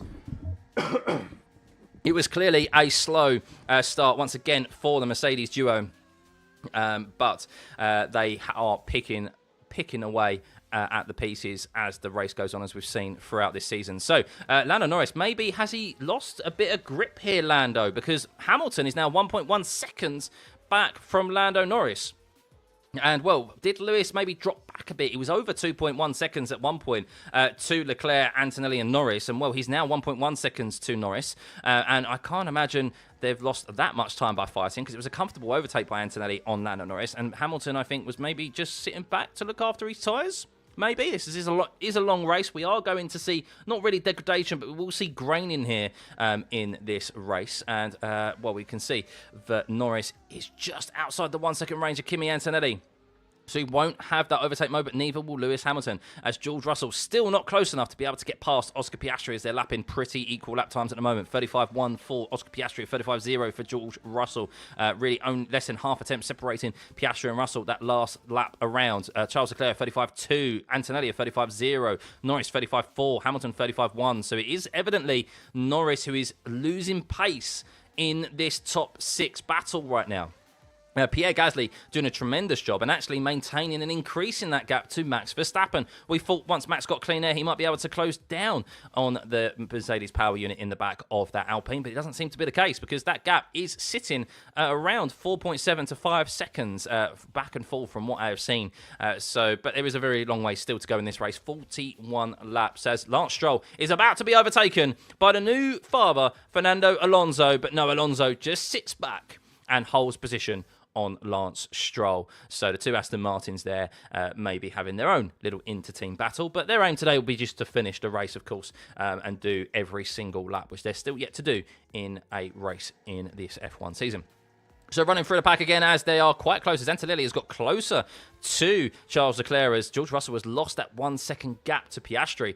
That is very interesting right now. So how will George Russell now just to regain it? Look at that, the pace that he has through 130R and the efficiency of that deployment and that recovery. But let's keep an eye on Antonelli, because he's been strong through this chicane. He'll have overtake mode. He's gained on the traction zone out of turn 17 and through turn 18. Is he going to be close enough here? Is he going to be able to go for a move on Charles Leclerc? Will Leclerc go defensive? And no, Antonelli just holds position on Leclerc, biding his time. And, well, he can do right now, because his teammate is unable to get past Oscar Piastri. So this race win is still on the cards for Antonelli. But moving through the field, well, let's have a run through of our grid because Oscar Piastri leads as there's as we have a pit stop. We have our first pit stop, I believe, with Liam Lawson in the pits, or is Liam Lawson's transponder just gone completely skew-if? There is no yellow flag out there. Liam Lawson has just dropped to the back of the field. I'm not entirely sure where Liam Lawson is out on track. Well, no, he is out there. Liam Lawson is out on track in P5, but for some reason on the timing tower it says he's a lap behind. So I'm not entirely sure what has gone on there with the timing tower. Do not fear. I don't think Liam Lawson is a lap behind. Very, very bizarre right now. But I was about to run through the grid here. As it is Oscar Piastri leading by from George Russell in P2. It is Charles Leclerc in P3 with Antonelli in P4. Norris is P5 with Hamilton 6th. Gasly is 7th with Verstappen in P8 and slightly gaining 4.3 seconds behind. Ocon is up 3 places into P9 with Lindblad, where he started in P10. Hadjar trying to get past the rookie in the Racing Bulls is in P11. Franco Colapinto is up 3 places into P12 with Bortoletto. A poor race start from him. He is down into... Well, I was going to say he's down into P13 because the timing tower has now rectified itself and Liam Lawson is actually in P12 with Franco Colapinto P13. Bortoletto is 14th. Behrman is 15th up 3 places after starting 18th. But we're going to just jump to the top of the field again because Antonelli is 3 tenths behind Charles Leclerc and looking to go for a move down into turn 1 again. No, just not enough. Charles has enough acceleration out of the last corner right now to just keep Antonelli at bay. So he survives once again, and George Russell falling back behind Oscar Piastri. Oscar Piastri did a 35.0 last time out, and George Russell did a 35.1, only a couple of hundredths of a second slower, but that gap is now 1.2 seconds. So the longer, as Piastri, remember, rightfully so said, clean air is king. That is still the case with these brand new regulations. As Carlos Sainz has dropped through the field there, or just been overtaken by Nico Hulkenberg, who is now up into P16. Clean air is still king. You still need to be able to look after the tyres, and George Russell is finding out that staying in the dirty air of that McLaren is not desirable because he's now 1.3 seconds behind. As Arvid Lindblad has been noted for a black and white flag for moving under braking with his battle with Isaac Hadjar. So, I'm yet to see that, but Arvid Lindblad maybe clearly getting too reactive, moving under braking. As Piastri is told, if we hold track position, I think we can hang on to this. That is what Oscar Piastri has been told.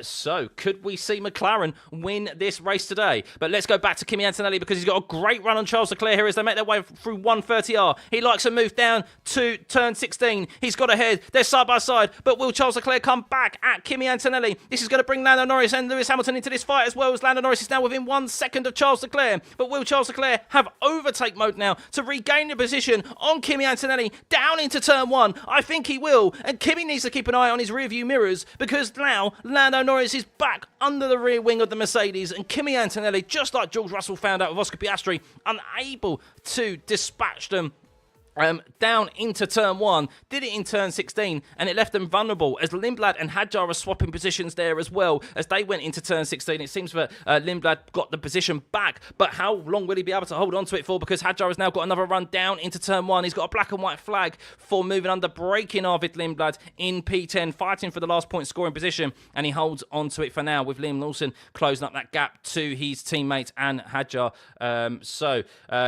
Good overtake there from Antonelli, but then Leclerc just had the overtake, had the slipstream, and drove straight back past him down into turn 1.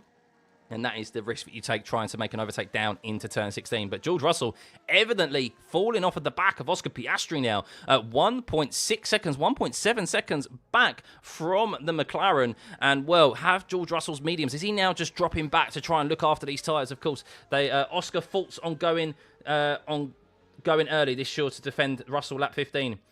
I think if the tyres can do to the end, then why not? So Oscar Piastri potentially going to pit early to hold on to track position from George Russell. That's what they are...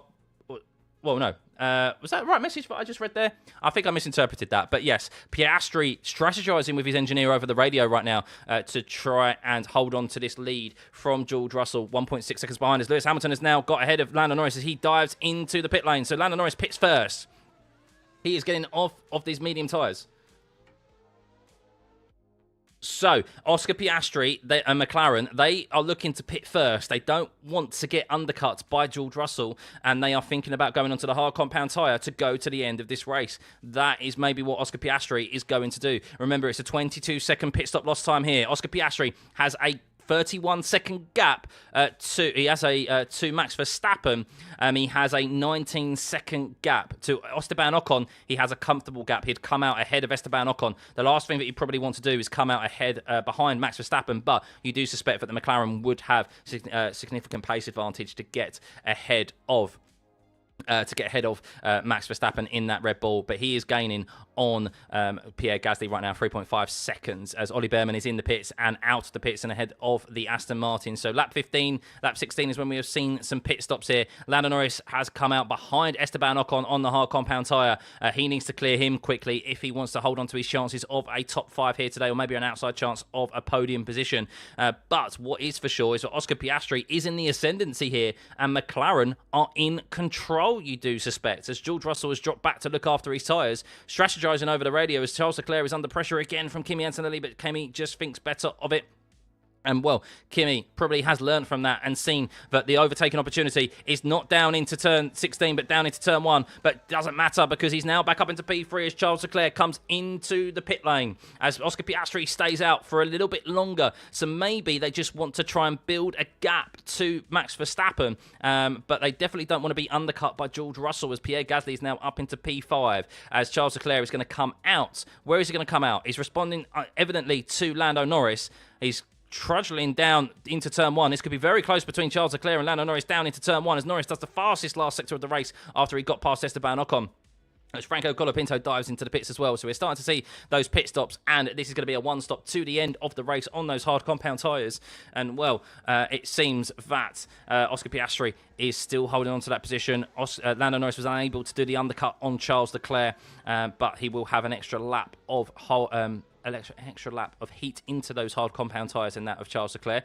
Lewis Hamilton still yet to pit as well. A difference in strategy here for some of the drivers, as Lewis now does a 34.876, his fastest lap of the race, but still not as quick as Kimi Antonelli, who did a 34.6. But 1.8 seconds is the gap to Oscar Piastri and George Russell. And the question here, as they make their way through 130R, will be, is Oscar Piastri going to pit now? There is a gap to Max Verstappen. 20 seconds, it has increased, so 22.5 seconds is the average pit stop lost time. And is that what they're just looking to try and extend at the moment? No, because Piastri is coming into the pit lane, so it looks like he will come out behind Max Verstappen, but the one thing they didn't want to do was be undercut by George Russell, and this is now push time for the two Mercedes drivers, as Antonelli does the fastest lap of the race with a 34.095. They're going to potentially be fighting it out for first place if Antonelli can catch up to his teammate. So let's see what the Mercedes try to do. Are they going to go long in this race? Are they going to respond to Oscar Piastri, as Oscar Piastri, yes, slots in behind Max Verstappen, will have him and Pierre Gasly to contend with, but they have a clear, significant pace advantage. Merck will go long. I do suspect they will go long, but Kimi Antonelli is catching George Russell at a rate of knots right now. Has George Russell's tyres come to an end of their lifespan? Because Kimi Antonelli, or has he got significant graining, not lifespan, but maybe got significant graining on his car? Because look at that gap, 2.77 seconds, 2.8 seconds is the gap to Antonelli and George Russell. We'll see what that gap is when they cross the line. Lewis Hamilton 3 seconds further back, 34.9.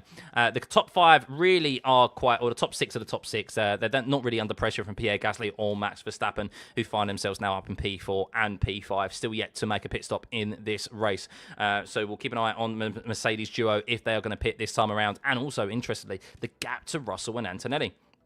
Because they would love to see, though I imagine Oscar Piastri and the McLaren would love to see the two Mercedes fight it out, because they'll lose time to Oscar Piastri. For the first time this season, there's a genuine concern that Mercedes may not be able to win this race on their outright pace alone, as we see them cross the line, as George Russell does a 34.987, and Antonelli was nearly 6 tenths quicker that last lap over George Russell with a 34.343. Antonelli is closing that gap on George Russell. He had that advantage in qualifying, and, well, it seems in clean air, he has a pace advantage over his teammate as well in race trim. Let's run through the grid here, as some drivers have made pit stops. An update on Arvid Lindblad. He came out ahead of Franco Colapinto. Responding to the pit stop of Franco Colapinto, we have Hadjar in the pits. We have Ocon in the pits now as well. So making these pit stops onto the hard compound tyre to go to the end of this race. We still have 22 cars. We are 20 laps into this race, and we still have 22 cars on the track. What a tremendous effort by everyone involved up and down the paddock. It's great to see. We've only ever seen that in practice, I believe.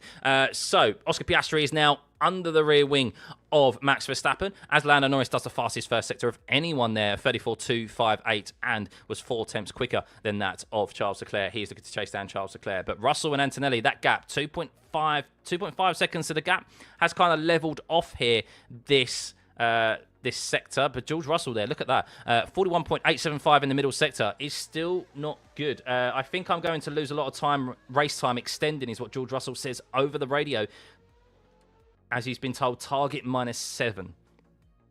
So, Lando Norris, fastest first sector for him. We'll see how he fares getting past Charles Leclerc, but it's more so eyes on Max Verstappen and Oscar Piastri, because I don't think Max Verstappen is going to have too much to say to Oscar Piastri. He is going to wait until the start-finish straight to get past him, as Charles Leclerc responds to Lando Norris's fastest first sector with a fastest middle sector of his own. Purple there, trading purple sectors right now. But let's see if Oscar Piastri is going to be able to get past Max Verstappen down into turn 1. This is an important overtake for the Aussie to win this race today. And he makes quick work of Max Verstappen, who's on 20-lap old mediums. Nothing that he could do there. Significant car advantage for the McLaren of Oscar Piastri. And, of course, tyre advantage as well, as Lando Norris does the fastest lap of the race. The significant pace advantage in the last sector there, doing a 33.771 compared to Charles Leclerc's 34.2. That gap to Russell and Antonelli, though, 34.5 last time around. Antonelli, 34.2. The gap is now under 2 seconds, and Antonelli has just done a green first sector, his fastest first sector of the race. So Antonelli is gaining, and George Russell wants to pit. He thinks he's going to lose time extending, and well, he currently is. But of course, he's losing time not just to his teammates, but he's losing time to Oscar Piastri as well, who's 20.1 seconds. Remember, that pit stop lost time is 22 seconds, and Oscar Piastri is now within that pit stop window of George Russell. So, George Russell pits. He will come out behind Oscar Piastri. So, the holding of position for Oscar Piastri right now has worked. But will he have enough tyres come the end of the race? We will see. But George Russell is in the pits. So George Russell is in the pits. He has responded. Let's see where he comes out. It's 22 seconds average. He's going to come out probably right behind Max Verstappen and ahead of Charles Leclerc. And let's see how Kimi Antonelli can do in clean air. He now regains the lead of this race, Kimi Antonelli, at 33.948. Still yet to make a pit stop. Lewis Hamilton is in P2. He is... did a 35.0 last time around. Pierre Gasly finds himself in P3. If there was a safety car now, it would be a very, very poorly timed safety car, because Oscar Piastri would lose the... Oscar Piastri would lose the race leaders. There's a yellow. Oh, there's a yellow right on cue. I just said that maybe there's a safety car. Who has gone round? Why is there a yellow? Is there debris out on circuit? Is there a stricken car? I can't quite tell why there is a yellow out there right now, because Antonelli and Hamilton may absolutely, if there is a safety car here, there is a safety car. Oh my goodness. George Russell, Oscar Piastri, they are going to come out behind Kimi Antonelli and Lewis Hamilton, who are going to have timed this to perfection. There is a medical car that's been deployed. Who has gone off? I don't know who's gone off. Is it Valtteri Bottas? No, Bottas. Oh, it's Ollie Behrman. Ollie Behrman's off and into the barriers. Ollie Behrman is off and into the barriers through turn 13. He's off at Spoon Corner, and well, there is now a 12-second advantage by pitting under the safety car. Antonelli is going to absolutely love this. He is going to regain the lead here with a cheap pit stop. And Lewis Hamilton is going to hold on to position here with a cheap pit stop as well, because Oscar Piastri is 27 seconds behind them. Oh, dearie me. Poor timing for the McLaren of Oscar Piastri and George Russell, particularly because now he's going to have Lewis Hamilton ahead of him and Kimi Antonelli, and it is a safety car restart, a rolling restart, remember, not a standing start. So, oh, dearie me, poor timing there for Oscar Piastri and George Russell. So Max Verstappen's going to get a cheap pit stop hit as well, because he hasn't yet to pit. Those who are yet to pit are going to get cheap pit stops. Liam Lawson, Bortoletto, Hulkenberg, Sainz, Albon. Lawson's going to get a nice cheap pit stop here. So we'll see where they come out, as George Russell screams on the radio and goes, "No!" As all it does seem, it's a slow pit stop by the Ferrari team. What? Was that a slow pit stop by Ferrari? Surely not. Surely not. He's come out behind George Russell. I thought he would have come out ahead of them. Maybe my timings were wrong. Surely Lewis should have held on to position there. I'm just watching the stop of Lewis Hamilton now. No, it was a clean pit stop. I think I just got my timings incorrect. That seems strange that he has... He's come out ahead of Leclerc and Norris, but I'm surprised he didn't come out ahead of Piastri and Russell. But maybe my timings were wrong. But Antonelli, oh dear, what a absolute touch for Kimi Antonelli, because he has... However, this is not... I did mention all 22 cars, and then, yeah, swiftly, Ollie Behrman. F my fantasy team, because Ollie Behrman is in my fantasy team. But we'll have a run through of the grid very shortly, and the updated positions, as everyone does their pit stops and the field bunches up. But just an FYI, we have Oscar Piastri in P2 there, but I was going to touch upon that the hard compound tyres, if you remember the last safety car restart that we had in Shanghai, the Mercedes took a significant time to get their hard compound tyres up to temperature. This is not over and done with by any means for Antonelli and George Russell. They could be very well susceptible to being overtaken by Oscar Piastri. They're going to have to do a significant amount of tyre warm-up, the two Mercedes, so that they don't have a repeat of what happened in Shanghai. Is Ollie Behrman okay? I'm waiting to see a replay. So I'm watching the replay and... Oh my God, what happened? He crashed he lost the car way before. He's limping away. He's had a hard hit. What happened there? You watch Pierre Gasly's on board, and he literally comes sliding across the grass and crashes straight into... Is that... I think that is... I think that is something that happened, you know, when they touched the brakes. Or did he touch the grass? I missed the actual crash. Is he injured? Rear lock. I think it was a rear lock, yeah. He is okay. He's limping. Hopefully he's okay. It was a very, very hard hit. Very, very hard hit. It wasn't like he brakes into turn 13 and then he went like across the grass here and cut in front of Gasly and Colapinto and straight into the barriers. So not particularly great there. But big thank you to everyone for tuning in, by the way. Hit that like and subscribe button if you're yet to hit that subscribe button. Let's get this stream to 80,000 subscribers. You can do it. As George Russell says, wow, our luck in these last two races. Not particularly great. As Toto comes on the radio and says, oh, yeah, so unlucky. Thank you for the 199, by the way, JTR. Much appreciated. Thank you, everyone, for tuning in. I'm just going to quickly try and see if I can get the AI radio transcriptions up. And we can indeed. I think I had the wrong thing on earlier. So let's just get this back up. I mean, it moves very quickly, so I do apologise. It's very, very quick because there's a lot going on right now. A lot going on. Can I maybe slow this down? I'll tell you what we'll do. Hang on. I'm going to put this here, and I'm going to just make it the top 5 teams. I think that's really kind of what everyone wants to see. So we'll go Charles Leclerc. We'll go Oscar Piastri, Kimi, George.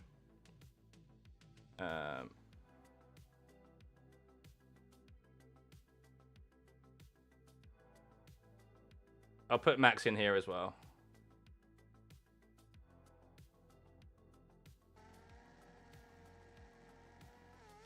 There we go. You caught Merc saying tyres will be tricky. Yeah. So apparently Ferrari are 20 kph down on the... when Antonelli came past, it was 20 kph down. So yeah, the Ferrari power unit is definitely struggling compared to the Mercedes, as we can see from Oscar Piastri. But tyre warm-up, this is not over and done with by any means, ladies and gents. This is not over with by any means, because while we have a safety car out here right now, we have the Mercedes who struggle on their tyre warm-up for the hard compound tyre. How quickly will the McLaren be able to do so? We saw the Ferraris very quick on their tyre warm-up last time out in Shanghai. This is going to be a very, very interesting safety car restart. Very, very interesting safety car restarts.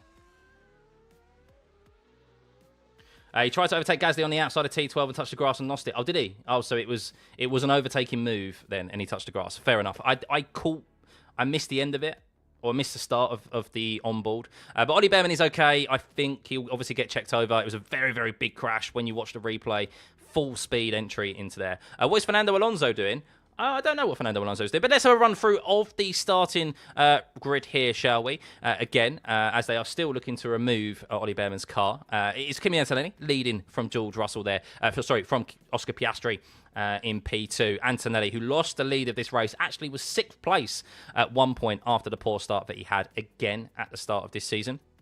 And, well, he ended up benefiting from this safety car and getting a cheap pit stop and regaining the lead of this race. But we know the Mercedes struggle on the warm-up of these hard compound tyres. Oscar Piastri is P2. He thought he had done a great strategy to maintain first place and hold off George Russell, which he had done, but missed out on that safety car. George Russell, yes, unfortunately, is out on a loss here to this safety car, but it was being caught at a significant rate of his teammates. Just watching the replay, actually, of Ollie Bearman's crash now. Let me just have an actual insight of Ollie Bearman now.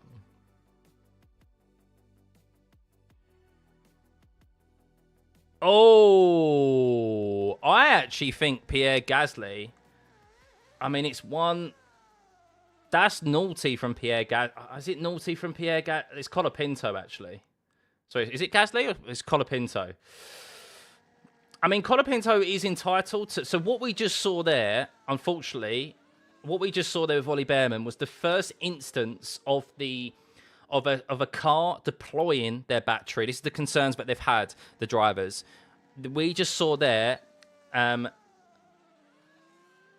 we just saw what the drivers are concerned about with the safety of the closing speeds of these cars. We saw Colapinto not deploying at all, and we saw Ollie Bearman deploying, catch at a significant rate of knots, and Colapinto moved over, technically legally in the rules, but he moved over at a point through turn 12 and turn 13 that Ollie Bearman had only one way to go, which was onto the grass. Otherwise, he would have rammed straight into the back of Colapinto, and that would have been two of them crashing at that corner. So I think a little bit naughty by Colapinto, to be honest with you, with the rate of knots that these cars do travel at and the closing speeds. Supposedly, it has been spoken about in the drivers' briefings as well. But technically legal. But that is what we just saw there, is that issue that the drivers have raised with the significant closing speeds. And that was a massive hit by Ollie Bearman. He was travelling at a very, very big rate of knots. So, safety car, lap cars can now overtake the safety car, which is Valtteri Bottas, who is just behind Kimi Antonelli. But it's Antonelli leading from Oscar Piastri, who benefited from that safety car there. Kimi Antonelli to regain the lead of this race. Oscar Piastri P2, George Russell P3. Hamilton, who also benefited from the safety car, finds himself leapfrogging Charles Leclerc and Lando Norris in P5 and P6. Pierre Gasly is in P7. He has Max Verstappen behind him. Pierre Gasly, interested to see if he can hold on to P7, because he was keeping Max Verstappen at bay and managing a comfortable gap there before it. Liam Lawson finds himself up 5 places into P9. He's a beneficiary of this safety car. He was unfortunate. He was on the other side of the safety car when it came to Shanghai, and now he has had a nice return for benefiting this time around. He's on the right side of the coin. But Bortoletto in P10, Esteban Ocon is in P11, Hulkenberg is P12, Isaac Hadjar is down 5 places into P13. He is someone who missed out on the safety car. Arvid Lindblad also missed out on the safety car. He is down into P14. Carlos Sainz is P15, Colapinto is P16, Albon 17th, Perez 18th, Stroll 19th, Alonso 20th, Bottas 21st, and Bearman is in 22nd, who is out of this race. So not all 22 cars are going to finish this race, but a crash there for Ollie Bearman. Hopefully he'll be all right. And there we go. They're really chatty Caffeys on the radio during the safety car. Of course they are. Yeah, lots to manage, lots to prep for this safety car restart. We will see what is going to happen here. I am concerned about the Mercedes tyre warm-up. It's going to be really interesting out of the exit of turn 17 in particular, out of that last corner. How does... I mean, to be fair, it's a little bit of an unknown in the McLaren as well, because we didn't get to see them restart under that safety car in Shanghai. So I don't know. I do suspect with their better cornering ability of the Mercedes, I think they will probably fare much better. The Ferraris are going to be very punchy at this the start of this safety car restart. Lewis Hamilton and Charles Leclerc, they'll be looking to capitalise just like they did in Shanghai. You know how punchy Lewis Hamilton was on that race restart in Shanghai, challenging Kimi Antonelli, pushing Kimi Antonelli, well, kind of for the race lead at at the safety car restarts. Wasn't quite able to do so, but he definitely got up to the back of him, and it took a few laps for him to get up to temperature. As Russell says, can you confirm Kimi is going in the place that we trained? We're not sure. So George Russell wants to know when Kimi's going to go. It's going to be interesting. It's going to be interesting. Safety car is in this lap. Safety car in this lap. Here we go. We don't know if Ollie is okay. He did seem to be limping. It was a big hit. He will get checked over. I'm sure he will be okay. The fact of it, even if he was limping, he was able to walk away from that crash, is a testament to the safety of these cars, because when you watch it back, stick around, obviously, for after the race as well. We review everything that has gone on in the race today, and that is one of the crashes. Well, it's the only crash that we will review. But yeah, he was... You'll see what I mean by the closing speeds and so forth. Right, so here we go. Safety car is in this lap. Antonelli is P1, Oscar Piastri P2, Russell P3, Hamilton 4th, Leclerc 5th, and Norris 6th. How is this safety restart going to fare? Who has got their hard compound tyres up to temperature? Lewis Hamilton has some of the freshest tyres out of that top 6 in line with Kimi Antonelli because they pitted under the safety car. Only one more lap fresher than George Russell, but we saw those Mercedes really struggle under the safety car restart in Shanghai. There's not a lot of hard braking zones here as well, remember. So it's going to be tricky for them to warm up those tyres. And undoubtedly, Antonelli backing up the field now, trying to weave and warm up those hard compound tyres as much as he can. When is he going to go? When is Kimi Antonelli going to go? Surely he's going to try and go before the last corner. He's going to wait for that safety car to come into the pit lane, as it has done now. When is Kimi going to go? Is he going to go before the chicane? We are watching. We are about to go. You'll have push and hold boost available, is what Kimi Antonelli has been told by his engineer. As I think we are racing again here. We are racing again here as Kimi Antonelli has gone and already pulled that trigger. And he's pulled out, importantly, 9 tenths of a gap there on Oscar Piastri. But this is the moment. How hot are those tyres on the Mercedes car? As Charles Leclerc, as George Russell has already suffered from Lewis Hamilton. And it's a repeat of Shanghai as Lewis Hamilton has got past George Russell with the safety car restart. Struggling to warm up those tyres. Kimi Antonelli has 1.2 second advantage over Oscar Piastri, but those Ferraris have definitely warmed up those tyres significantly better than that of the Mercedes duo, and at least Oscar Piastri as well, because Oscar Piastri is losing significant time to Kimi Antonelli, and Lewis Hamilton could find himself in P2 here, where Oscar Piastri was looking to hold on to this race lead before the safety car restart. He could find himself down in P3 because Lewis Hamilton is all over the rear of the papaya car of the Aussie of Oscar Piastri, and well, Kimi Antonelli has just done the fastest first sector of the race as well on that safety car restart. Clean air, of course, for him as well, which is a massive benefit. As Pierre Gasly did have to hold off and went wheel-to-wheel with Max Verstappen there. It's not over for the battle there with Pierre Gasly as he's lost the slipstream to Lando Norris. He's 1.1 seconds behind. But what about the exit of Spoon Corner? Has Oscar Piastri now got some temperature in those hard compound tyres? Because Lewis Hamilton is going to look to capitalise here. You can see a 34.464 for him compared to Oscar Piastri's 34.687. It's neck and neck in the middle sector. But he does not have the slipstream of Kimi Antonelli ahead of him. Lewis Hamilton will be looking to try and get that traction out of the last corner as overtake has been enabled.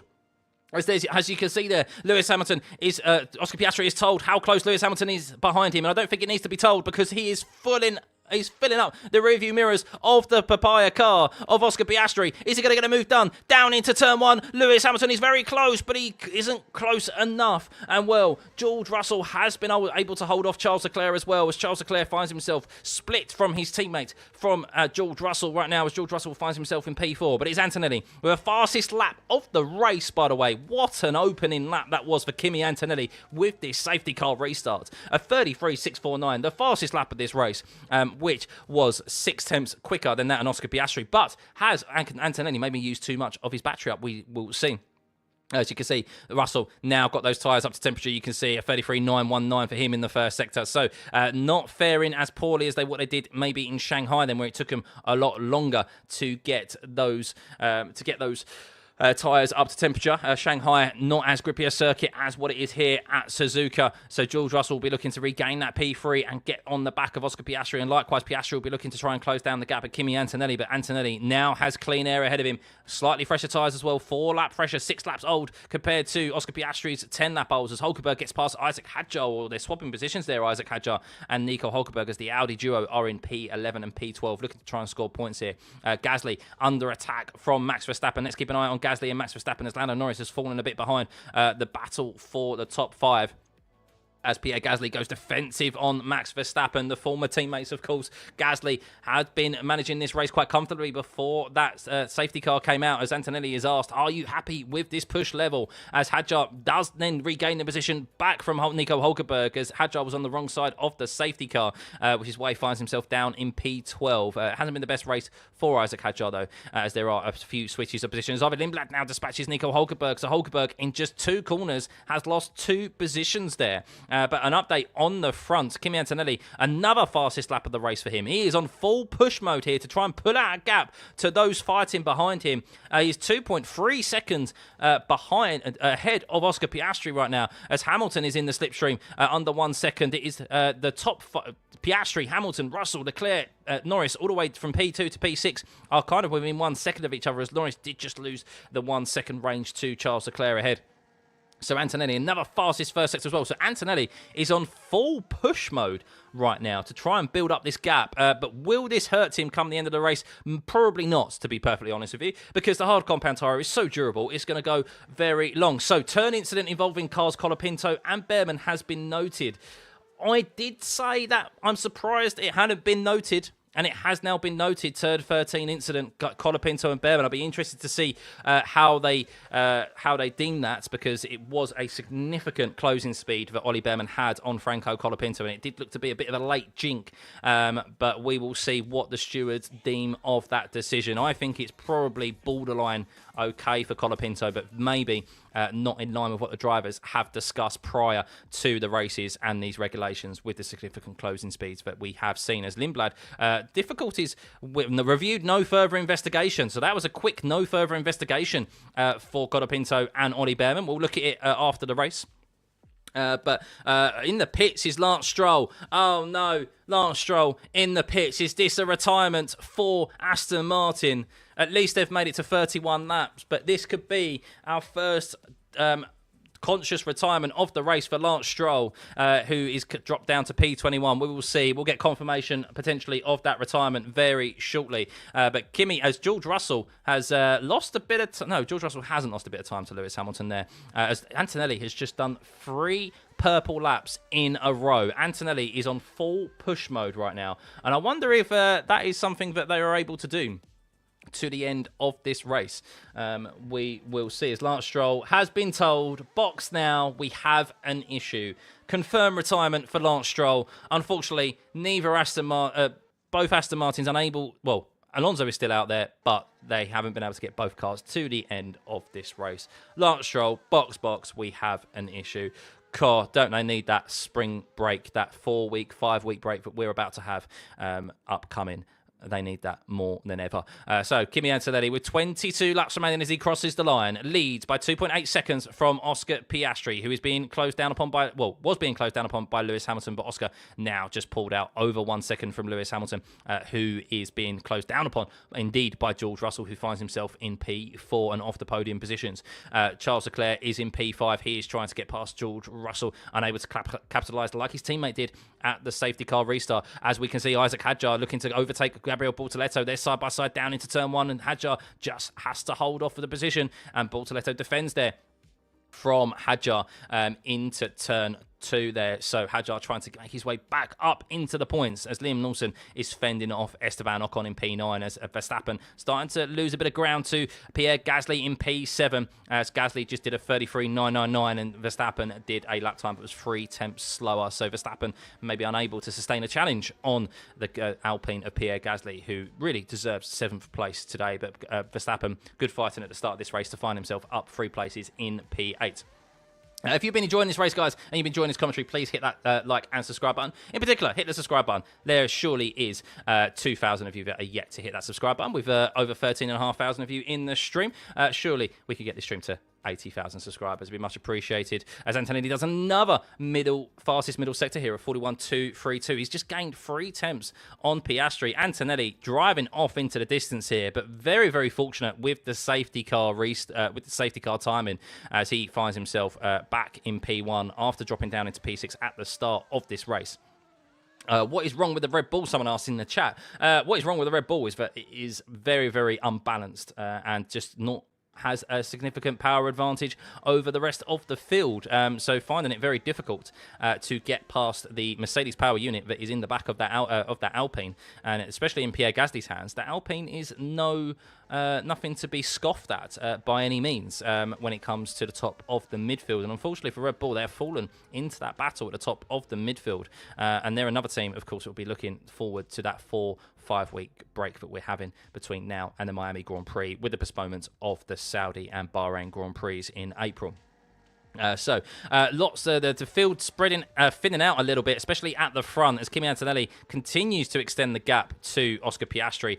He was 8 tenths quicker last time around than Oscar Piastri, and well, Piastri 33.6 compared to Hamilton's 33.5. So Piastri, you could argue, maybe holding up a bit of the field here, but George Russell unable to get past Lewis Hamilton as he finds himself, similar to what Antonelli did earlier on in the race, he finds himself behind a Ferrari and a McLaren, and it's not easy pickings. It's not easy for the Mercedes to dispatch cars when they have 2 cars ahead of them in particular. So it is quick, the Mercedes, but it's not this all-powerful car, clearly in dirty air. And Lewis Hamilton, with 4-lap fresher tyres, is able to stay to the back of Oscar Piastri right now, who is losing ground to Kimi Antonelli, as Kimi Antonelli is on full push. He is now just done another 32.999, and he's just gained another half a second on Oscar Piastri, and that gap is now 4 seconds to Oscar Piastri. Maybe just trying to build another safety car pit stop. 10.5 seconds is the gap. Remember, if there is a late safety car pit stop, he will be able to come in and pit on a set of soft compound tyres. So I suspect that's probably what they are trying to push for right now, because normally you wouldn't push this hard at this stage of the race because you'd be wanting to look after those tyres. But if he could build, and he has the advantage to build a 10.5 second gap over Oscar Piastri, which he looks like he could very well do, he will have the advantage of putting on a set of softs at the end of the race if another safety car was to come out. So Kimi Antonelli, another fastest first sector for him, and Oscar Piastri, well, he is definitely 3 tenths slower than Antonelli in that first sector. Lewis Hamilton is just trying to stay within the 1 second range of Oscar Piastri and utilise that overtake mode, but at the moment he's not really coming under threat from George Russell, because George Russell is coming unstuck. He doesn't really have anything to go at Lewis Hamilton right now, maybe just waiting to capitalise on a mistake, because George still has 20 laps remaining. We still have 19 laps remaining when they cross the start-finish line. So still time for him to get past them, but George Russell not as one with that Mercedes here this weekend compared to Kimi Antonelli. He did make a setup change to the rear of that Mercedes, which has had an adverse effect on his car and made it significantly worse. And Kimi Antonelli, well, he's on course to score his 2nd race win, and it'll be his 2nd race win in a row. And I will just say my prediction could potentially come true. I did not predict, though, however, that Oscar Piastri would be up here fighting for the podium positions. And to be fair, Oscar Piastri is a little bit out of, should be really hard done by here, because he did everything necessary to hold on to P1. And if he was leading right now and in clean air and without that safety car, then he could still very well be on his way to scoring his 1st race win of the season. But alas, no such thing. He ended up on the wrong side of that safety car and now finds himself 4.7 seconds behind Kimi Antonelli, who is just building that gap to the papaya car behind him. So as we run through the field, Oscar Piastri is P2, Lewis Hamilton is P3, George Russell P4. He has gained a bit of time in this middle sector, though, George Russell, so we'll keep an eye on that gap as they make their way down the back straight through 130R. Charles Leclerc, 1 second behind in P5. Lando Norris, 2.5 seconds behind Charles Leclerc. He is in P6. Pierre Gasly, 2.6 seconds behind Lando Norris. He is in P7 and holding off Max Verstappen, as Max Verstappen is not willing to give up this battle for P7. He is up 3 places today after starting P11 and not making it into Q3 yesterday and going out in Q2. Liam Lawson is up 5 places. He is on the right side of the safety car this time around compared to being on the opposite side of it in Shanghai. He's up into P9 and potentially about to score points in for the third race in a row, scored in the sprint race and the main race in Shanghai. Esteban Ocon looking to score a good haul of points here, or a good haul of points, at least 8 points, maybe even more if he's able to get past Liam Lawson as he's on the attack there. The sole Haas left in this race after Ollie Behrman's crash into the barriers at Spoon Corner after avoiding a slow-moving Franco Colapinto. But back to the front, though. Lewis Hamilton under pressure from George Russell now. As Piastri, as George Russell seems to have turned up the wick somewhat. As Esteban Ocon also gets past Liam Lawson finally. Or maybe that is just the standings. Actually, no, Liam Lawson is still holding on to that P9 right now. He has had transponder issues. So do not fear. Liam Lawson will be back up into P9 any moment. We have seen that a couple of times this race. But George Russell did just turn up the wick a little bit there and tried to close down the gap to Lewis Hamilton. But Lewis Hamilton held onto that position and just went into turn one comfortably ahead of George. Moving on, Isaac Hadjar is up into P11 and 4.2 seconds behind Esteban Ocon. He'd love Lawson and Ocon to start a battle so that he can close up there and get himself back into the points. Gabriel Bortoleto, a poor race start from him, from both Audis, the worst starts on the grid other than Kimi Antonelli. They have fought their way back up into P12 and P13. At one point, Nico Hulkenberg was down 6 places at the start of this race due to that poor race start. Lindblad on the wrong side of the safety car. Real shame for him. He was fighting for points. He is in P14. Carlos Sainz is in P15. Colapinto in P16. Not been as good as his teammate here this weekend. Alex Albon is P17. Perez is 18th. As George Russell has got not ahead of Lewis Hamilton there, as the track map is slightly scaring me there, but he is very close, George Russell. As I just round off the rest of the field, Perez is 18th, Alonso is 19th, Bottas is 20th, Stroll has retired, and Behrman we know is retired due to a crash. But George Russell there, I thought he got ahead of Lewis Hamilton down into 130R, but it isn't the case. But he's getting very, very close. There's 2 laps in a row now. George Russell has got very close to Lewis Hamilton down into turn 1, as Lewis Hamilton has lost the overtake to Oscar Piastri. He's outside that 1 second range, so that will leave Lewis Hamilton vulnerable to an overtake from George Russell. But George Russell also needs to be careful, because if he isn't able to make a clear, defined overtake on Lewis Hamilton, Charles Leclerc is waiting in the wings to capitalise, just like he did in the sprint race at Shanghai, when he just sat back and watched these two fight it out. But now it's the opposite way round, where Lewis Hamilton is leading George Russell.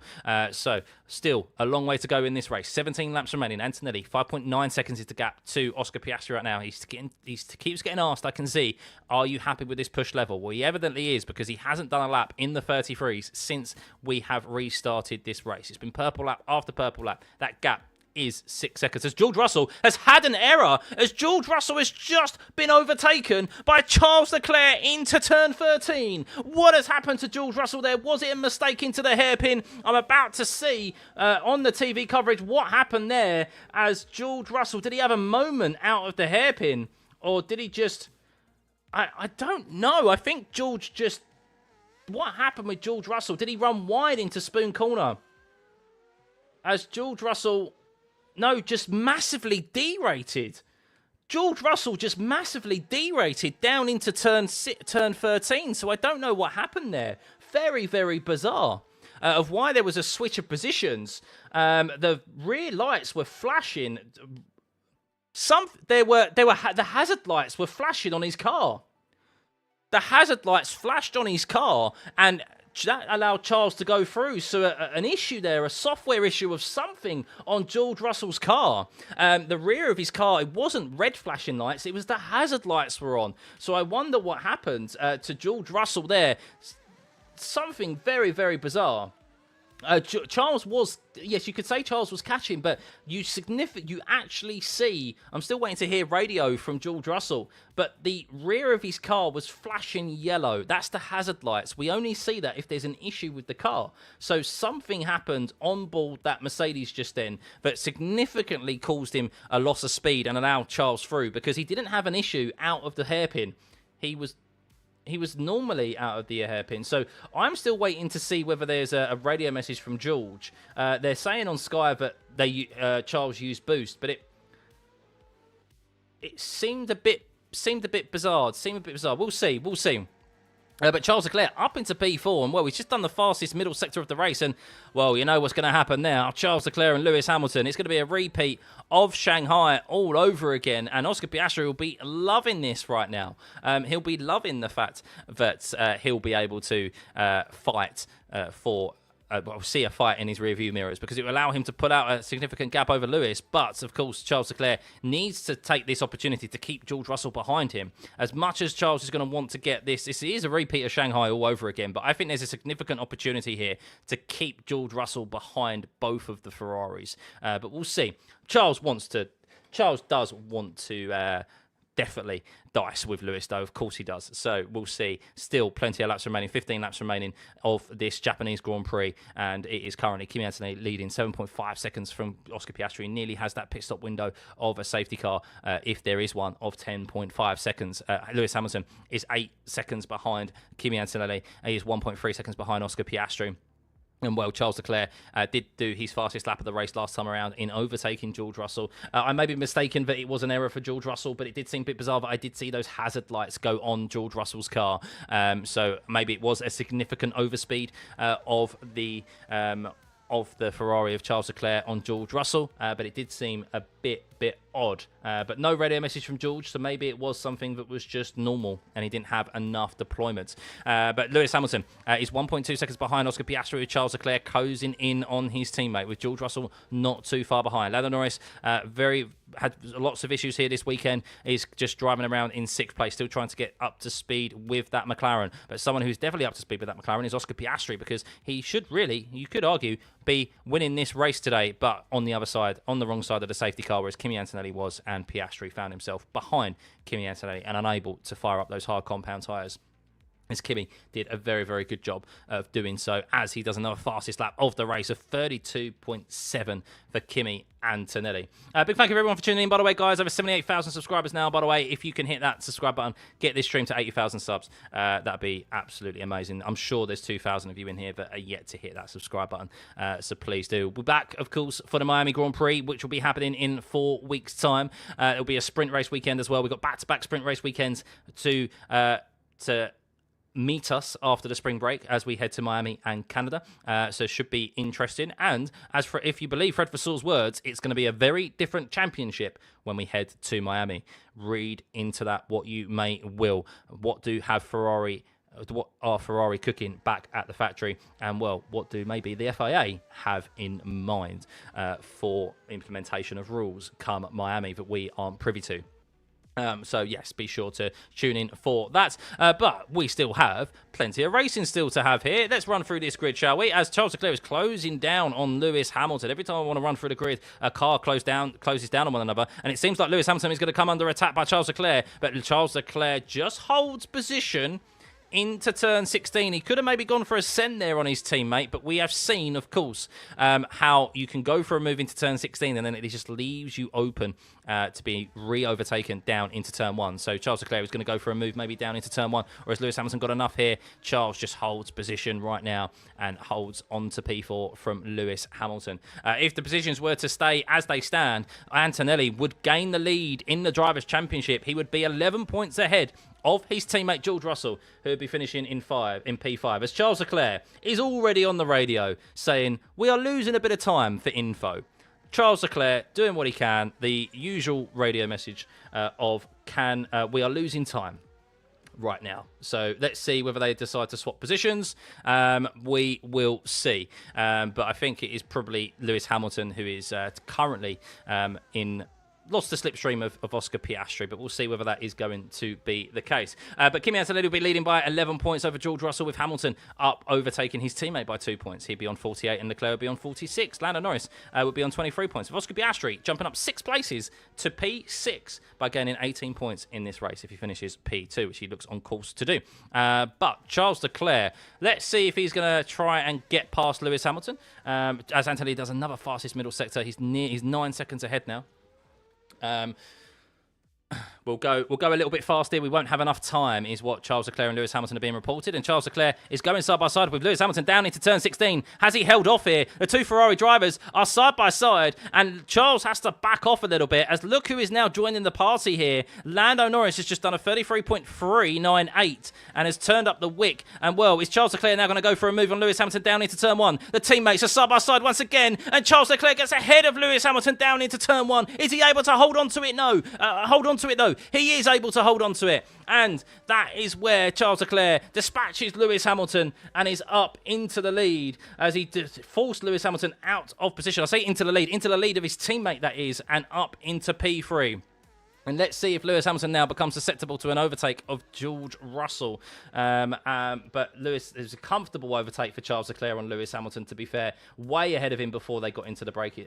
well, I say way ahead of him as they got into the braking zone. But fair, respectful racing once again between the two teammates. But 12 laps remaining of this Japanese Grand Prix. And Antonelli leads from Oscar Piastri, with Charles Leclerc now up into P3. Lewis Hamilton P4. And we'll see if Lewis will be able to hold on to Charles. And to be fair to Lewis and Charles Leclerc, Charles has been the better driver than Lewis here this weekend. Lewis has been second best to his teammate, but of course they'd love to secure once again a P3 and P4 if they can. They would have loved a P2 and P3. But let's see if Charles is going to be able to catch Oscar Piastri.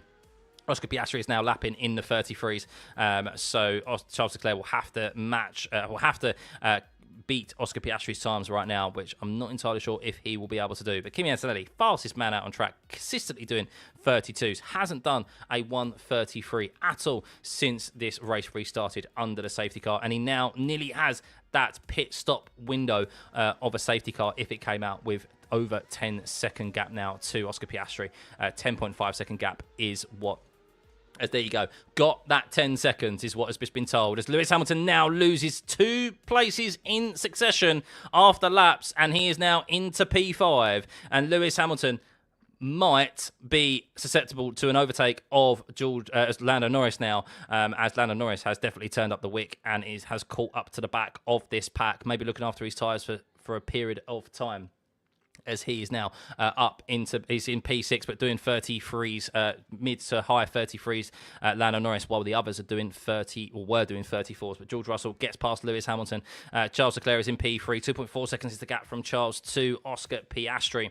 33.5 last time around compared to Charles's 33.4. As we move down the field, Verstappen is still in that 1 second range of Pierre Gasly. Gasly holding off Max Verstappen in the closing stages of this race. Well, he's held him off throughout the whole of this race, to be honest with you. That gap was only closing, and is only as close as it has been because of the safety car restart. And Max Verstappen, we know, is in a subpar Red Bull right now and struggling to get past Pierre Gasly, who has had a tremendous race weekend. Liam Lawson still likewise holding off Esteban Ocon in P9. So Esteban Ocon, the sole Haas driver out there with Ollie Behrman's crash earlier on, which did bring out that eventual safety car. As Charles Leclerc now does the fastest middle sector of the race. And that gap is 2.1 seconds from Charles to Oscar Piastri. So he's definitely going for it. A 33.2 compared to Oscar Piastri's 33.5. So Charles is going to go full push mode. But guess who's following suit?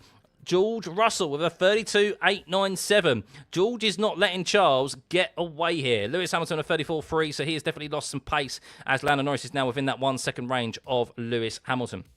Esteban Ocon seems to be a bit closer than he has been before, and Nico Hülkenberg is also close to Isaac Hadjar, who just cannot close up that gap. Well, he has been closing the gap actually a little bit to Esteban Ocon, but is falling a little bit short, as Hülkenberg just is allowing Hadjar to tow him along right now, as Antonelli does another fastest lap of the race of 32.5. Jesus, slow down, Kimi. 11.4 seconds is the gap. He's on full push mode to the end of this race, with those hard compound tyres being as durable as they are. So running through the field a little bit further down, Bortoletto is in P13, Lindblad P14 gaining on Gabriel Bortoletto, Colapinto gaining on Carlos Sainz in P16 there for 15th place, and at the back of the field, Bottas gaining on Fernando Alonso in P20 as he started on the hard compound tyre. The only driver to start on a hard compound tyre today, and that definitely backed off there. So Hamilton says, dude, I really need some power with the clutch. So Lewis Hamilton not happy and down on power, supposedly. But Charles Leclerc, another fastest middle sector. 2 seconds is the gap to Oscar Piastri, but he is running out of laps. We have 9 laps remaining here. Lap 45 of 53 here at the Japanese Grand Prix. Antonelli leads from Oscar Piastri after losing 6 places at the start of the race, but he was on the right side of the safety car.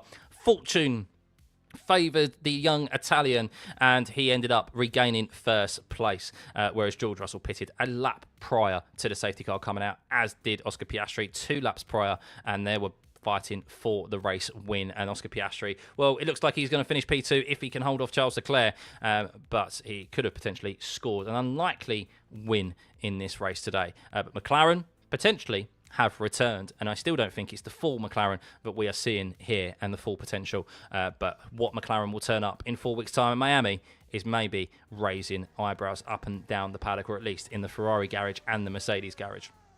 But yeah, guys, if you have been enjoying this stream, hit that like and subscribe button. Trying to hit 80,000 subscribers as well, please, and thank you, of course.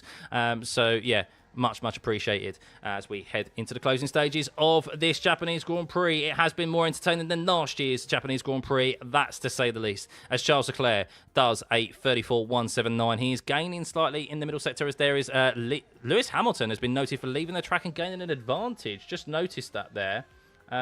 What happened there? What happened there? Oh, Lewis Hamilton outbraked himself, and I'm guessing obviously that he has to give the time back to Norris, which he has done. So I can't imagine that'll be noted too much so, because Norris wasn't making an overtake or anything. As Nico Hulkenberg has got past Isaac Hadjar into P11. So Isaac Hadjar struggling there. As Hulkenberg has got ahead of him there, as Norris was on the radio and says, yeah, he needs to give me the position. I don't think Lando is warranted the position there, to be honest with you. But we'll see. We'll see. He's given the time back. Unless Lando was particularly making a move, I'm not sure if he has to give that position back, because Lewis seemed to make that on his own volition. So we'll see, as Lawson's transponder seems to have an issue again, but Hadjar has regained a position back from Nico Hulkenberg, so they're having a bit of a tussle there. They are not fighting for the last point scoring position right now, because Lawson is in front of Esteban Ocon, as you can see on the track map there, as he really slots himself back into P9. But Charles Leclerc is gaining slightly on Oscar Piastri, but running out of time. And George Russell, well, how will George Russell fare with this? Is he going to be able to get past Charles Leclerc and score a podium position, as Alex Albon is in the pits now? Is this a retirement for Alex Albon, or are they just putting him on a set of soft compound tyres? They're putting Alex Albon on a set of soft compound tyres, and they are hoping maybe for a late safety car or something. Maybe this is just some testing. Maybe this is just some data gathering for Alex Albon, who finds himself way down and not even anywhere near scoring the points to Williams, not having a good go at it here this weekend, with a lot of weight to shed, being considerably overweight. So that battle between Piastri, Leclerc, Russell, Hamilton and Norris is ongoing. Only 3 or so seconds, about 3.5 seconds separating the 5 drivers there, with Kimi Antonelli just driving off into the distance. A brilliant performance from the young Italian. If anyone thought that maybe he wouldn't have the cojones to deal with a championship battle, being only 19 years old in his second season in F1, well, George Russell definitely has a fight on his hands, doesn't he? As George Russell, as it stands, would be 9 points behind his teammate in the driver's standings, as Antonelli would gain the drivers' championship lead. We'll have a look at those championship standings after the race ends, but George Russell looking to try and minimise that gap still and finish on the podium here, as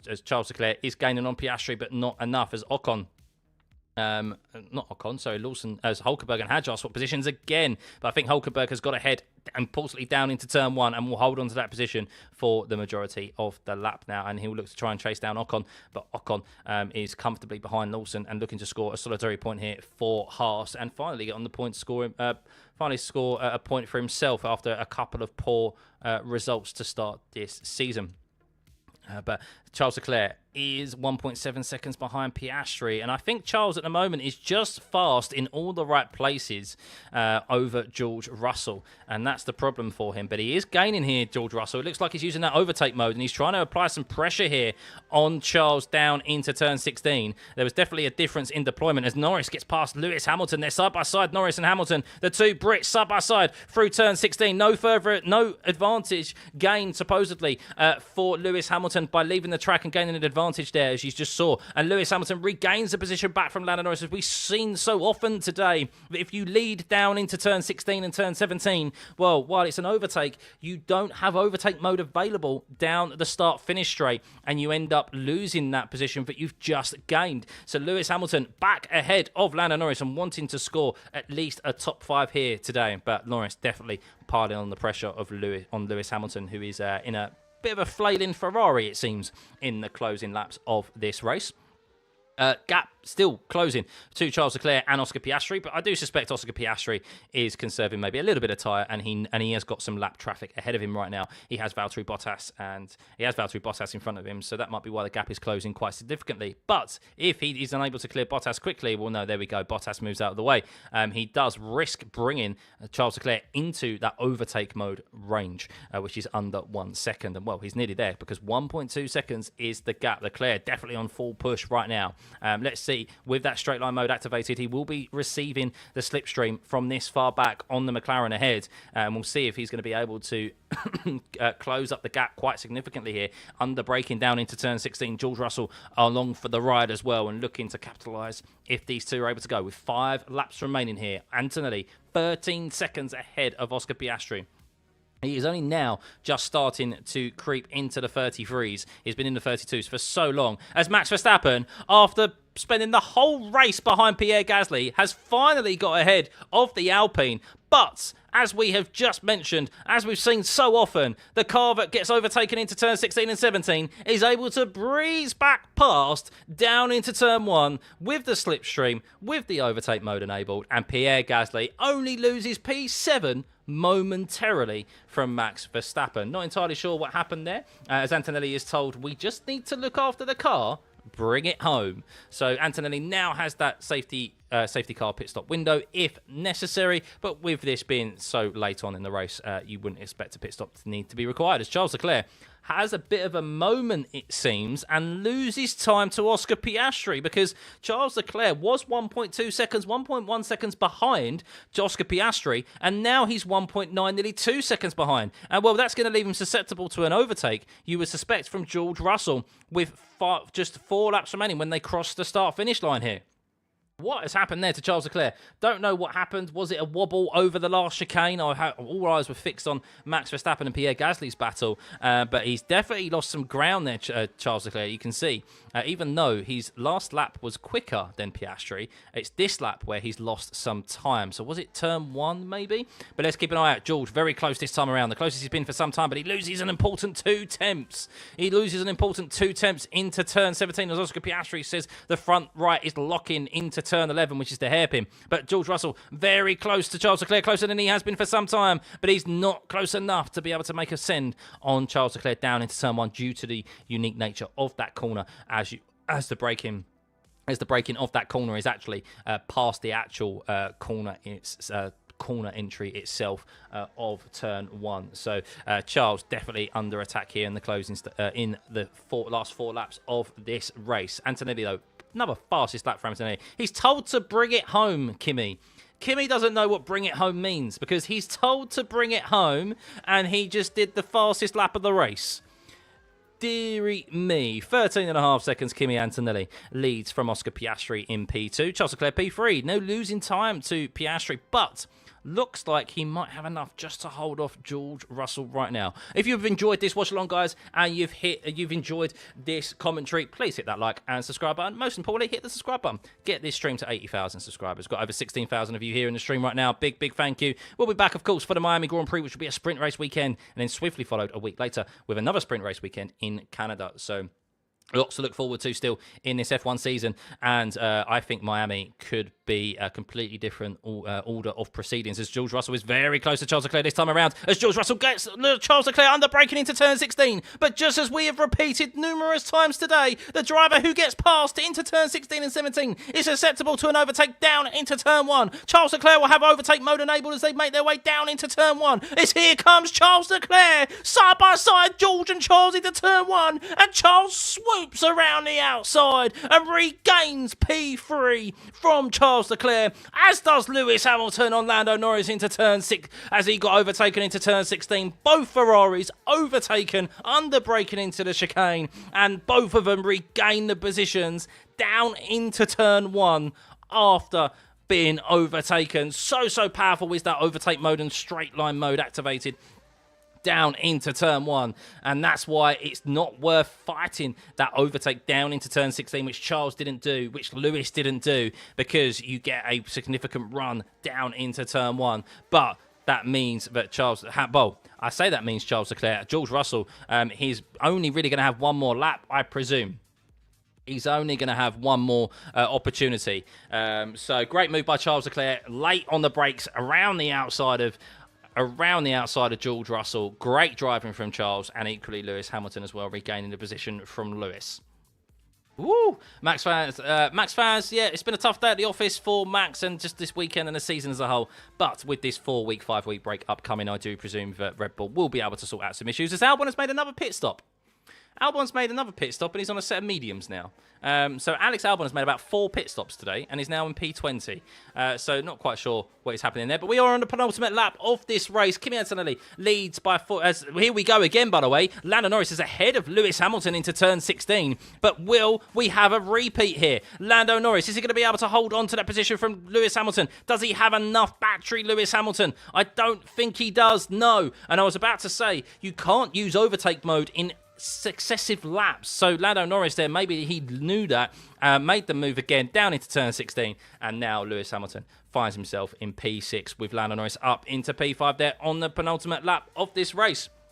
As Charles Leclerc is still holding on to position from George Russell. George Russell will have one more opportunity to hold off Charles, to try and overtake Charles Leclerc. Let's see if he can do it. We're on the penultimate lap of this race. Anthony leads by 14.3 seconds from Piastri, who looks like he's going to bring this McLaren home in P2. What a result this will be for McLaren and for Oscar Piastri, who has yet to complete a race. He was yet to start a race this season. And in the first race, he's going to be able to start and finish. He is going to finish on the podium in P2, ahead of his teammate in P5. He's been on it since FP1.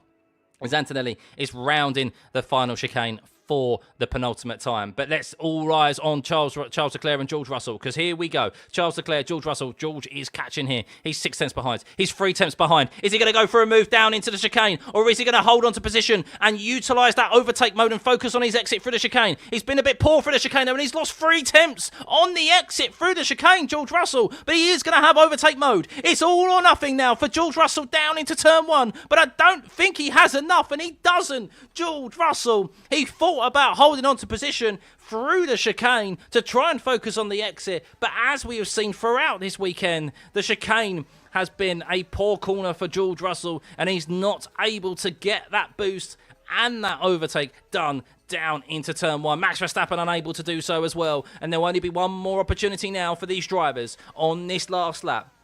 As Kimi Antonelli rounds the hairpin for the last time, he is going to lead this championship from his teammate by 72 points to 63 if George is unable to take Charles Leclerc down into 130R and into the chicane. There's one more opportunity for these drivers. It seems Norris comfortably has Hamilton now, as Hamilton is struggling in that Ferrari. Liam Lawson has held off Esteban Ocon for the majority of this race in P9 and Ocon in P10, with Hulkenberg closing them down quickly as well. There are still potential overtakes here in the last lap of this Japanese Grand Prix. But for Kimi Antonelli, he has no such worries as he comes around the last chicane. And, well, Kimi Antonelli, just like London buses, they too come at once, as Kimi Antonelli is a back-to-back race winner. He wins the Japanese Grand Prix, but all eyes on George Russell and Charles Leclerc as George Russell closes in on Charles Leclerc, but Charles Leclerc responds with a fastest middle sector of the race. Purple there for him, as Oscar Piastri, in the first race he starts this season, in the third round of this championship, finishes P2 on the wrong side of the safety car. Who knows what could have happened for him today? Maybe he could have secured an unlikely race win for himself and McLaren. Charles Leclerc in P3, another podium for him. George Russell off the podium, and importantly, 3 positions behind his teammate. Lewis Hamilton finishes in P6, 1 position behind Norris in P5. Gasly holds off Max Verstappen. No more overtakes, it seems, as Max Verstappen comes across in P8 and Liam Lawson comes across the line after holding off Ocon for a very long time. 3 races in a row now. Lawson has scored points in P9 there. Esteban Ocon in P10. The sole Haas remaining on this grid with Behrman crashing out earlier and bringing out that safety car. We have Hulkenberg in P11 there, following, catching them at the end, but just too little too late for the Audi. Hadjar down in P4, down 4 places into P12. He was on the wrong side of the safety car. Bortoletto down 4 places after a poor start in this race in 13th.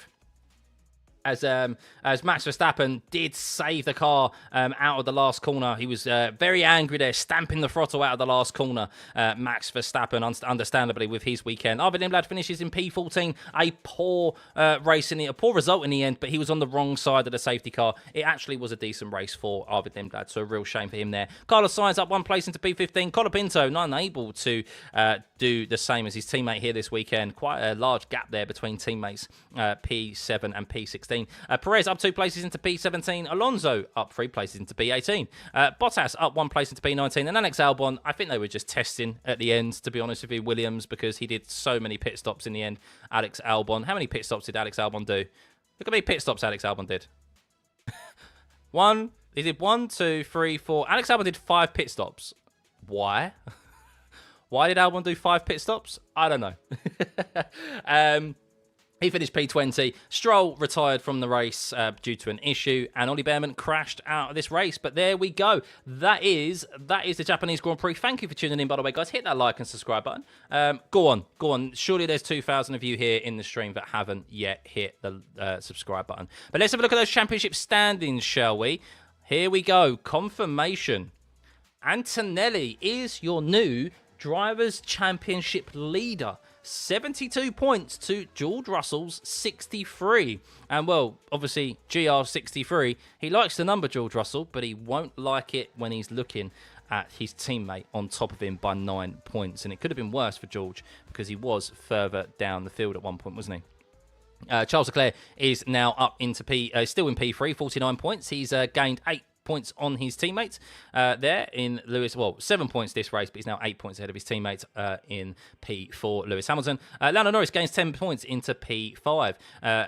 Oscar Piastri up 6 places after finishing P2, 18 points for him. Ollie Behrman down 2 places after crashing out, unfortunately for him. Pierre Gasly gained 6 points, by the way. 15 points already for Pierre Gasly. He's nearly got already. He's only 5 points away, 7 points away from his total points tally last year. Max Verstappen is down a place into P9 because of Oscar Piastri's big gain there. Same, Lawson scores 2 points. He's up into P10. So pushing only 2 points behind Max Verstappen, which is purely from the race result today. Isaac Hadjar is in P12. Aberdeen P11. They're on the same points. Bortoletto up into P13. Ocon up into P15. I think Bortoletto's up into P13 due to countback, which is why Sainz, even though they didn't score a point, that's why their Sainz is down a position. Ocon scores his first point of the championship into P15. Colapinto down into P16. And then, obviously, the Hulkenberg still yet to score a point, which is crazy to say. Albon still yet to score a point. And, of course, the Cadillacs and the Aston Martins we know. Mercedes extend their lead at the championship, 135 points to 90 of Ferrari.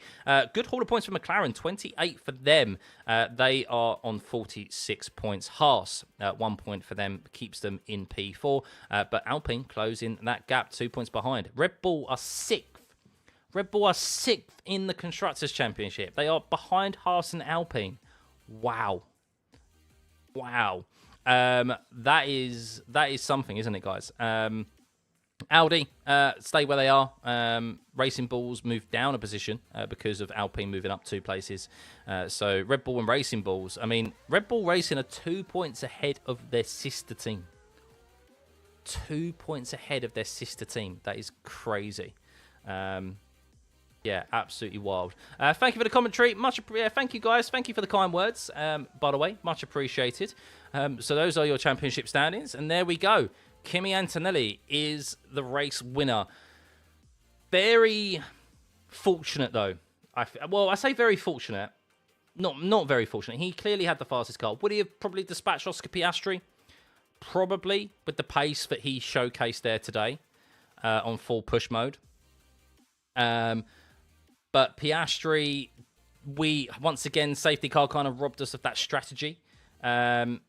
because Piastri had that clean air. He was clearly holding George behind, but George wasn't the best Mercedes out there today. So I did say that at the start because of that change to the rear of the car that he made. It was not the same George Russell in that Mercedes this weekend. He wasn't driving the same Mercedes as Antonelli. Antonelli definitely nailed it with setup and just his performance. So back-to-back wins for him. But Oscar looks like he has pace in clean air too. And this is the thing, is that it would have been interesting to see. I don't know what pace he would have been able to achieve in that clean air. That's the thing. I think, like, up front. But Piastri definitely would have made it difficult, I think, for Antonelli. But I think Antonelli definitely just showed he had that pace. So happy we finally got overtaken at Suzuka again. I know, right? It's great to see. Great to see. The racing product is definitely a lot better. The racing is much better than what we saw, than what we see in qualifying, for sure. My pleasure, guys. Yeah, thank you. If you've enjoyed the commentary, if you enjoyed the live stream, hit that subscribe button. Be much appreciated. Where are we at? 78,437. Unbelievable figures. Thank you. Fast approaching 100,000 subscribers. Gutted, but there's no racing in the next 4 weeks from an F1 perspective. So, but I'll go live. No doubt there's going to be some information that comes out for maybe rules, regulations, and so forth. I think I read April the 9th, there is a meeting between the teams and the FIA. So that's in a couple of weeks' time. There is a meeting that will be happening about rule changes and so forth. So we'll see what's going to happen. Good race. You're loving these new regs. I think the racing is really good. I really do. I know some people go, "Oh, it's yo-yo racing," but we saw it. We saw yo-yo racing with DRS. So, and then we eventually saw no racing with DRS. So I'd much prefer the racing that we've got now than what we saw last year and the last couple of years. So commentate NASCAR, might be able to actually show the race. Can Red Bull change their car in a 1 month break? I think they can find significant gains for sure. Yeah, the problem with Red Bull, I think, is yes, they're a bit down on power in relation to the Mercedes, but the problem is that they're just so unbalanced right now. The car itself is just so difficult for either driver to control. And that's why they find themselves fighting Pierre Gasly. Like, they're literally a midfield car. Max finished 32 seconds behind Antonelli. Hadjar finished nearly a minute behind Antonelli. Although Hadjar did end up on the wrong side of the safety car. So there's that exaggeration as well, unfortunately, for Hadjar. So, yeah. Gasly, yes, this is driver of the day. Sorry, I'm slacking on my polls. Let's do poll for driver of the day. Who do I want to win the World Drivers' Championship? I actually don't care. As long as it's a close battle. Like, I don't have a preference. Antonelli or Russell will be good world champions, I think. If it's one of the McLarens, if it's one of the Ferraris. Like, I just want it to be close racing and get excitement out of the sport. Which I think, at least on race day, we're getting. So, driver of the day.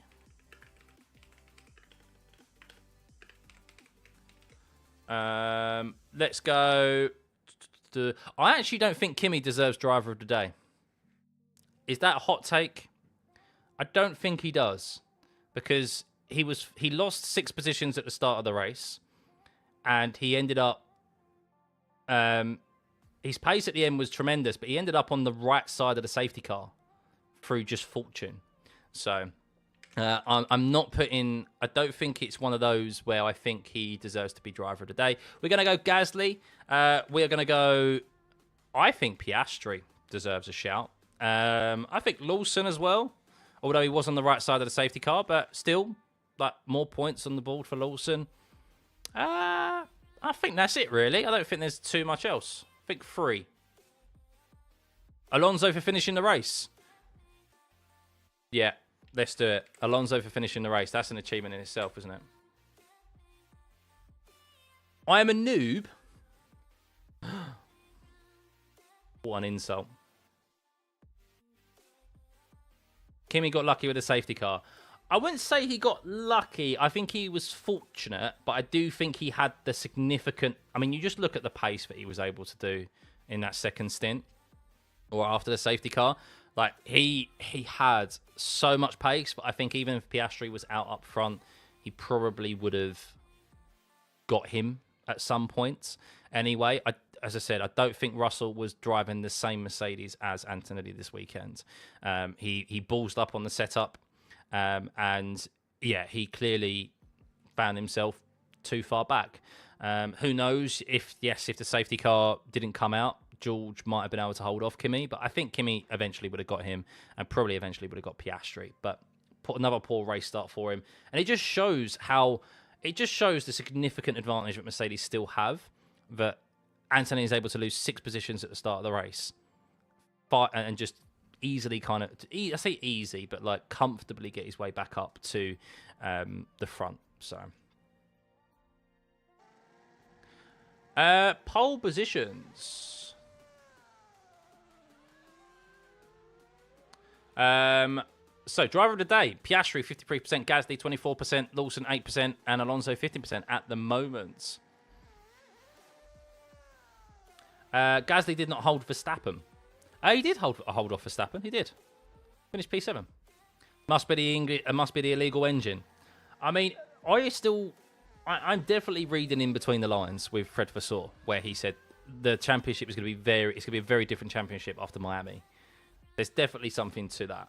I mean, why would you say that? So I think there's definitely something coming from Ferrari or coming from the FIA that is going to affect things. So Williams look off it at the moment. Strange when they have Duracell as a sponsor. Forgot about that. Yeah, that's true. Can you see? I mean, you can see sector times. They're not really relevant, to be honest with you, throughout a race. It's more so in qualifier, but you can see there the sector times. Antonelli quickest in the first sector, Leclerc quickest in the second, Russell quickest in the last. So he went Gasly to where they were last season. I think that was a great drive by Gasly. Yeah, I could see why Oscar Piastri also would be given it. I think Oscar Piastri did it. Do I give it to Oscar Piastri? Who's my driver of the day? I think Gasly, mainly because he was fighting a bit more. I think when it comes to...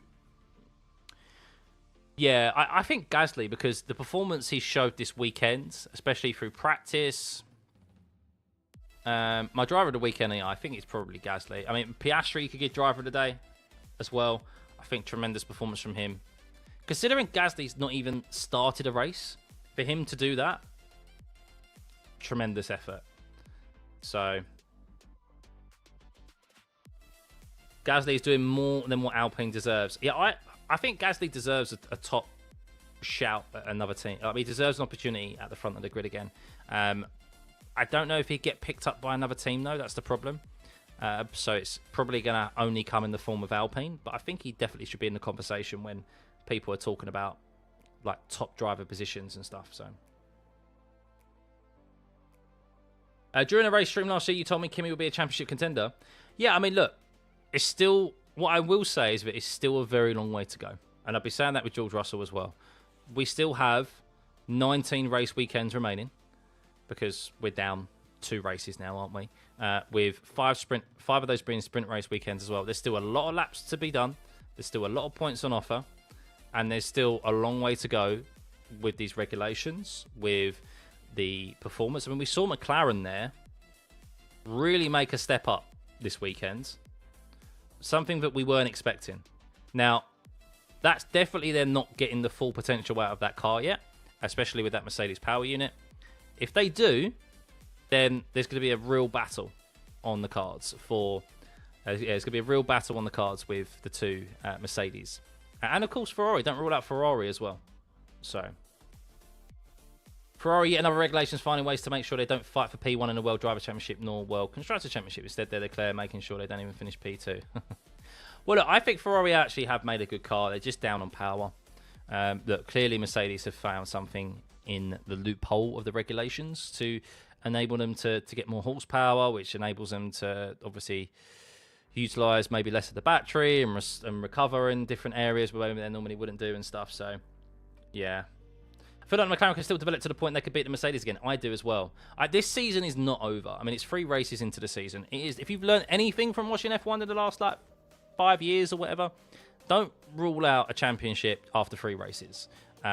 Mercedes, just because they're leading now, doesn't mean they're going to be leading come Miami. Doesn't mean they're going to be leading at a halfway point of the season. There's a long way to go. Is Piastri running out of charge in the third sector? He didn't have a slipstream or anything. Piastri in the third sector, majority of the times, he was in the lead, wasn't he? So he was the one punching the hole in the air for the cars behind. So even in the after the safety car restart, he didn't have the slipstream of Antonelli. So that's why his last sector was always slow. Because the last sector is basically just like the back straight into to the start-finish line. Might sound controversial, but as an 81 fan, Oscar Piastri fan, that might be kind of impossible to build a better engine in Merc. No, I don't think McLaren will be able to do that. McLaren have never built their own engines, I don't think. I think they've always been a customer team. Do I think there is a connection between Ferrari not pressuring the FRA after the Merc decision and Fred's comment about Miami? I didn't put that together, but that's a very, very good thought. Yes. Maybe through not protesting, because it seems bizarre that they haven't protested that front wing and that decision by the FIA to just let it go.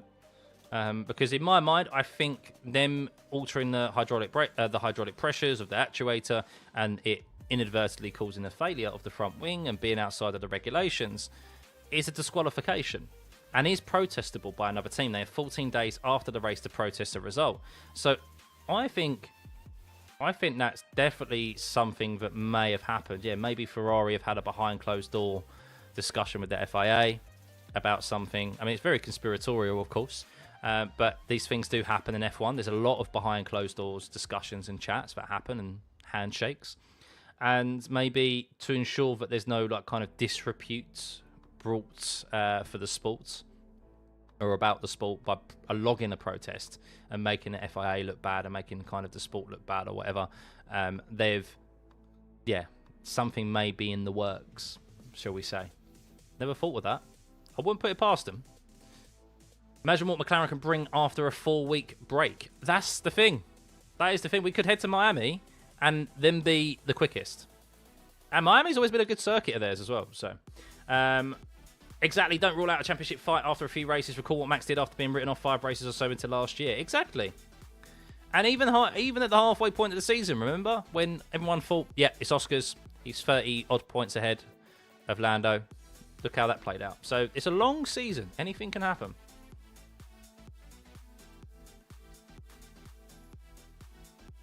What did someone say about Lewis?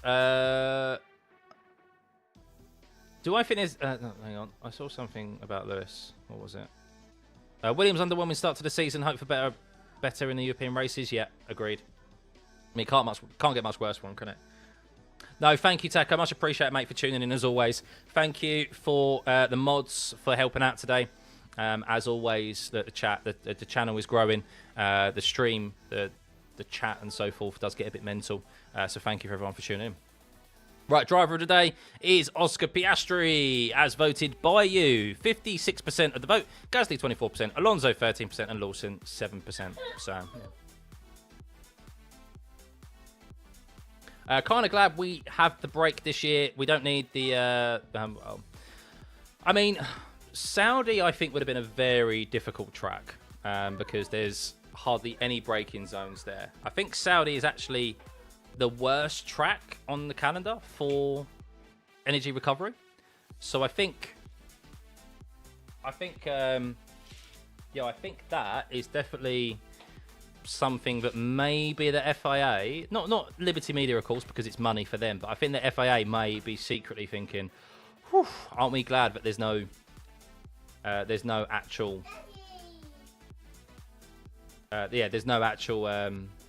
Saudi Grand Prix. Because qualifying would be painful. Apparently, Ollie has a knee contusion. Ooh, what's a contusion? I'm sorry with my medical terms. A type of injury where broken blood vessels leak blood into surrounding tissues without breaking the skin, typically caused by a blunt blow. It's a bruise. Okay. So contusion is a bruise.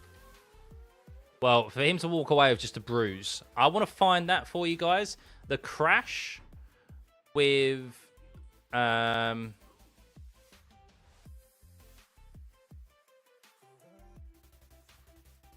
let's have a look. I want to find Ollie Bearman's crash for you, just so you can see he's on board.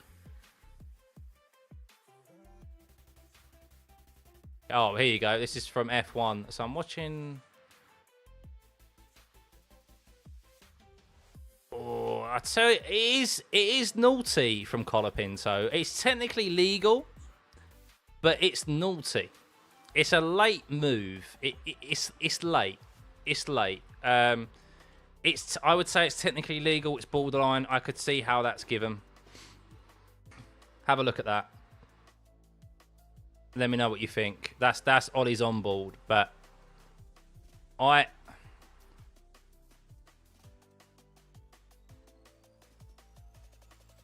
imagine technically it's legal, but I could see why Ollie would be definitely miffed at that. But the closing speed is ridiculous. Absolutely ridiculous.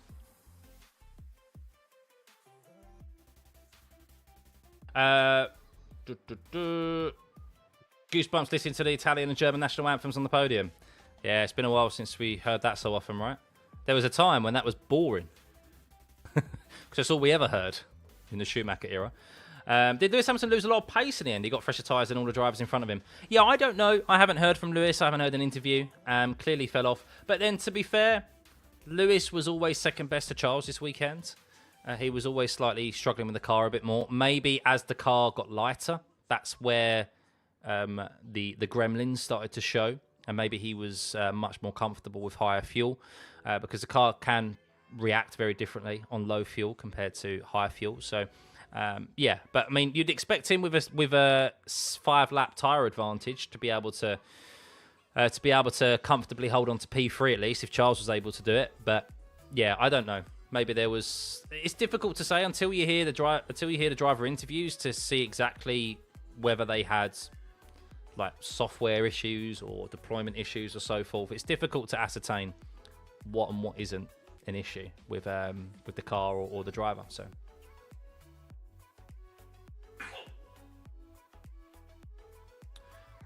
It's in a very grey area, but no matter what they say, that changed the race as a whole. Yeah, definitely.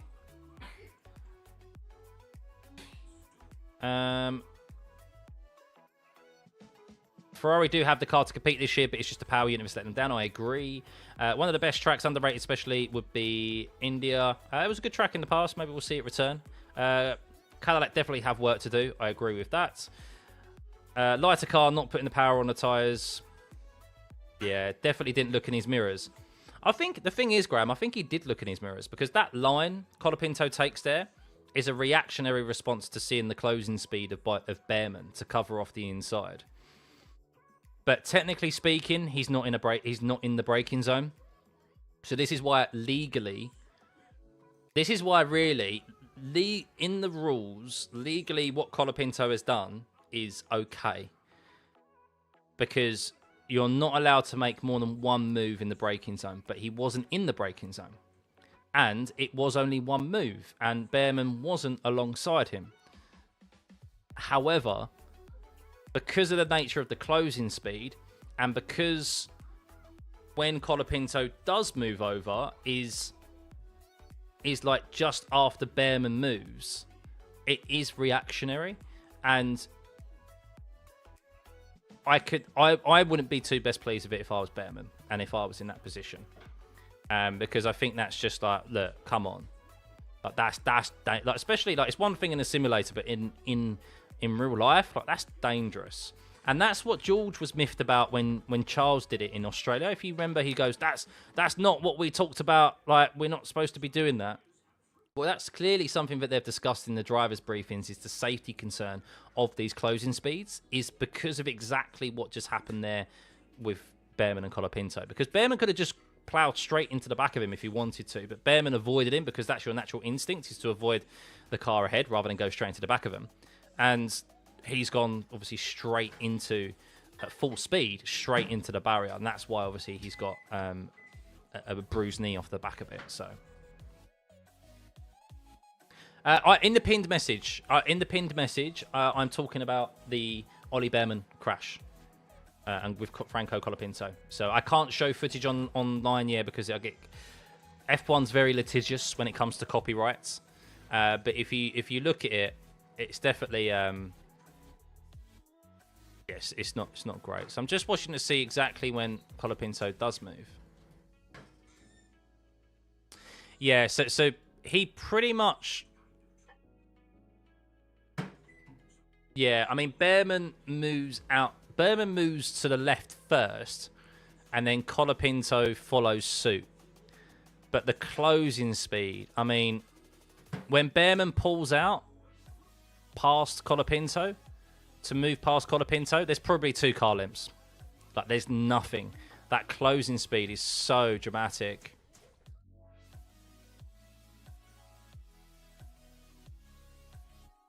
Mate, Bearman held onto the wheel all the way to the point of the barrier as well. I don't know how he doesn't have more issues with his wrists. Is there a track where there will be less battery? The one that was going to be the lowest on the calendar was Saudi, but that's now been cancelled. So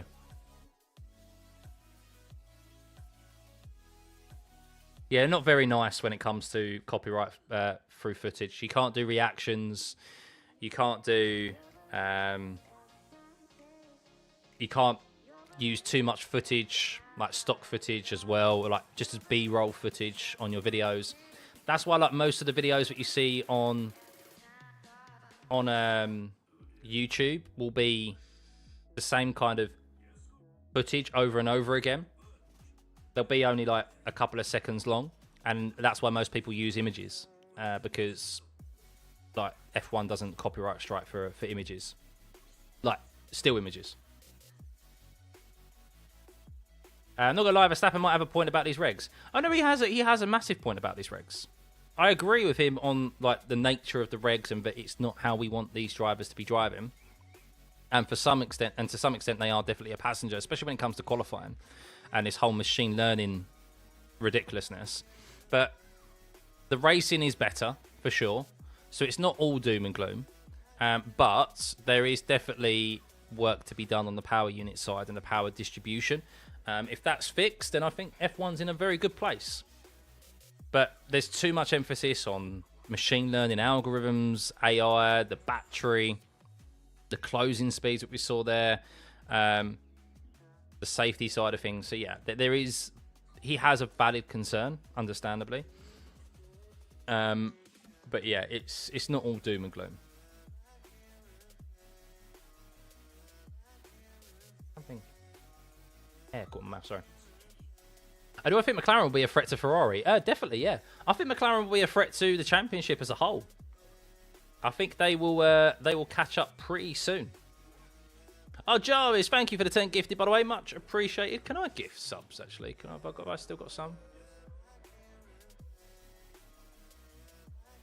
Oh, no, I still don't have any to gift, sorry.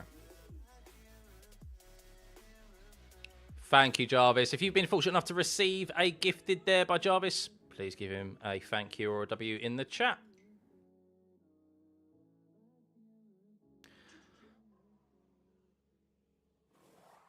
Legends. You said, Jarvis, as well, Suzuka this year was so much better than last year. Amazing stream as usual. Hopefully I can catch you before Miami. Yeah, definitely. I'll go live a couple of times before Miami, for sure. There will be news that comes out. I'll probably go live so that we can interact more so than do videos. But yeah, there's definitely going to be some news that comes out in the next 4 weeks, some rumblings on performance, and as I said, the FIA and the teams are sitting down supposedly on the 9th. So I think on the 9th of April is when there will be a meeting held between them all. So something undoubtedly is going to come out from that. We don't know what, but Fred Vasseur has alluded to something. It's going to be a different championship. So the F1 script is written by ChatGPT. They need to revise moving rules to allow for the huge closing speeds. Yeah, well, supposedly it's not in the regulations, Simon, but it is. I do think it has been discussed in driver briefings, and the drivers have kind of agreed upon themselves. But that is what they should be doing, like not moving in the braking, not moving like that. And I think Colapinto, I don't think Colapinto will earn too many friends from that when people look back on it. Because yeah, it was a bit reactionary, but then I don't know, it's a tough one. I don't want to be too hard on the guy, but I think a few will probably go, dude, that's what we spoke about in the drivers briefings, is not move across like that. Because, and they also would have discussed in the drivers briefing as well, from stuff they've learnt from the race, but that is an area of concern in relation to that section of the track. They would have gone, right, well, this section of the track we're seeing, I've noticed there's a lot of variance in battery deployment through turn 11 and through turn 13. I think that's something that we need to be aware of, is that someone will be flying up on you, and not to move across like that if they are. So, but then the distance he comes back from, Bearman, is so dramatic. Like, they kept talking about the battery every minute. I confess it got me annoyed and went back to the Portuguese stream. Yeah, I mean, look, I don't listen too closely because I'm doing my own thing. I don't listen too closely to the TV coverage. But I have listened back to the highlights, and I do feel like the commentary team is struggling with the level of information that they've been given. They have to... The thing is that the commentary team isn't commentating necessarily on the data that we have in front of us. They're commentating on TV images. They have supporting data, but they can't dwell on it too much. So we don't have information, as they don't. They don't have information to the battery. So they have to comment on what they see, but they also try and be informative at the same time. And I think it's just, yeah, it's a bit tricky because you don't know what is a battery overtake and what is. I think we can kind of tell via looking at the speedometer and looking at the intervals and so forth that we have constant access to in front of us. We can kind of ascertain who has used what in what area. But yeah, it's a tough job this year. I don't think the commentary teams are being given the tools necessary to do their job properly and to inform the audience correctly as well, without seeming like they're just banging the same drum all the time. So why am I wearing the Ferrari shirt? Because I felt like it. We haven't worn it for a while. Colapinto isn't toxic. Colapinto's not toxic. Colapinto comes across as a really nice lad. Unfortunately, he has... I'm going to say, yes, he has a passionate fan base, but he also has a fan base where they take it too far. And unfortunately... And it must be such a difficult position for Colapinto to be in, because he just goes about his business, right? He's not... Like, he seems like a really nice lad. Like, some of his Instagram stories are really funny. I don't think he's really said, like, a... I know he went at Stroll a little bit last year. But he, unfortunately, has people batting for him who will send death threats to anyone who has any sort of, like, will-to-will battle with him, which is just not Colapinto's issue at all. And it's a real shame. It's a real shame because, like, you can want your guy to win, but understand motorsport at the end of the day. And I feel like those people don't understand motorsport. They're seeing it as their guy. They're passionate no matter what. And they're like, if someone does something to him, then that's their... But also, it's not right that that's their instant reaction to go and do that. Like, Esteban Ocon said he got death threats after his collision with Colapinto. And it's just like, it's just bizarre. Absolutely bizarre. Now time without F1 for a month. I know, right? Then Colapinto should tell his fans to pull their heads in. I think he has done, isn't he? I think he has. I think he has condemned them, but at the same time, you're also not in control of what other people do. So there's only so much you can do. Toto talking software bug, is he? About what in particular? What, George Russell? Or just... You feel like Drive to Survive brought a lot of crazy people to love the drama? Yeah, that is true. That's always the negative about gaining popularity as a sport, is that unfortunately you do bring some... You're going to bring in some more unhinged people with it as well. Not every new viewer brings a positive experience. So, or every new fan is going to bring a positive experience to the sport.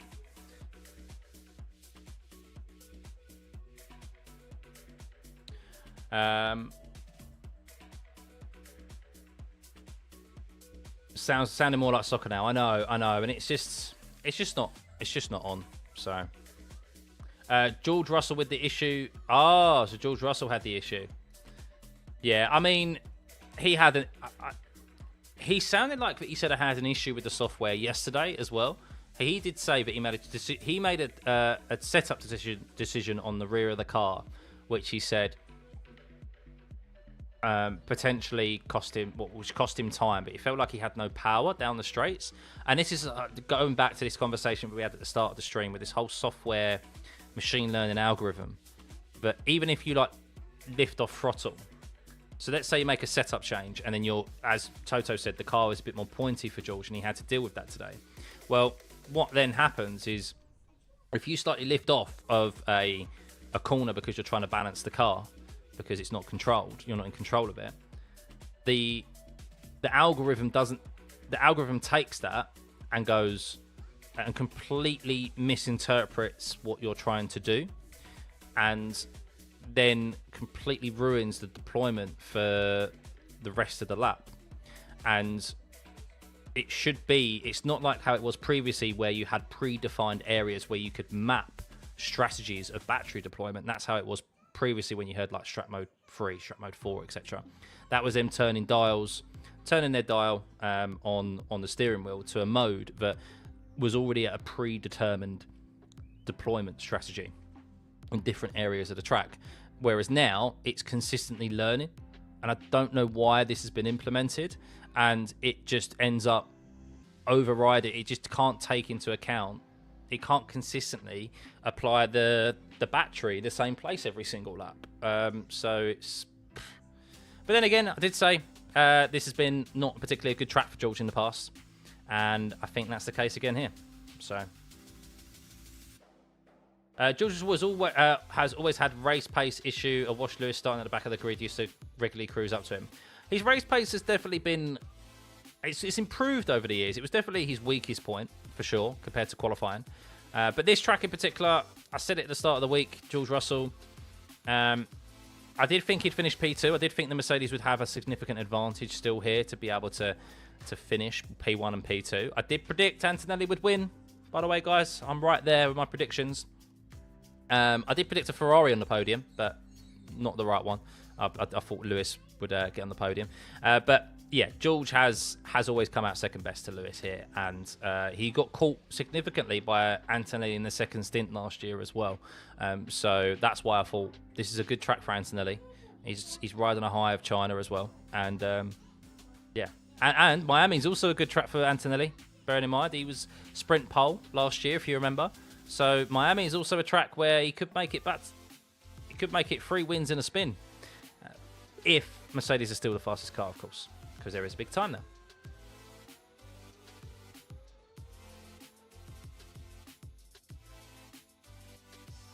I put it on to try and like keep her quiet. Feel sorry for the Ferrari fans that were so happy. Well, no, look, all it's done with McLaren, I think this is positive heading into the 4-week break, because McLaren clearly have made gains, and it means that McLaren can get into this fight as well. I still would have loved to have seen Piastri, and I would have loved to have seen that safety car not come out, because the thing is that Antonelli, while he had the pace, he definitely was going to come out, I think, behind George in that second stint.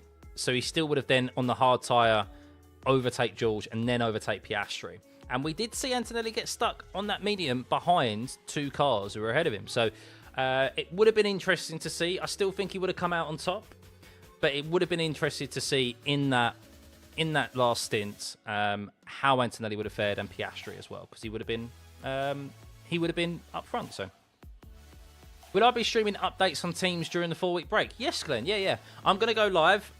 Videos. I feel like videos on the channel haven't really been performing well, and I'm a bit. I don't know. I feel like I'm a little bit lost with my video content, to be honest with you. It's a bit tough, obviously, timing-wise. Yeah, it does feel like something's going on with my views. I feel like I'm putting out decent enough content. So I'm thinking I'm just going to go live. I feel like I'm a live streamer, guys. I like chatting with you all. I like having this back and forth. And plus, people can view it back anyway. You know? So people can view the VODs back. So I think I'm going to go live a few times for sure in the upcoming break. I think we'll try and go live, depending on obviously what I've got on the weekends. I'll try and go live on the weekends, like mid-afternoon, so that it's kind of like time zone decent enough for you all. And we'll have like a run through of like what's happened in the week and stuff. So, what do I think happened with Lewis? I don't know. I'm going to listen to. So of course I've got my driver ratings that will be coming out. So I'm going to do them later on today. So I'm going to listen to the driver interviews and just see what issues people had. I'll get that out this evening, and then we will. Yeah. I don't know what happened with Lewis, to be fair. You just have to hear whether it was like... It was a bit odd that he fell off in pace in the second stint. Maybe an issue. Maybe he was just struggling with the car. I don't know. But he was second best to Charles Leclerc this weekend overall. Kimi has a World Championship level race engineer guide, and his growth he will give George problems. Well, that is true as well. You've got to think Kimi has inherited Lewis's side of the garage. That is going to be very important to this season. So... You're third in the fantasy league, Arian. Oh, well done. I didn't do too well this week.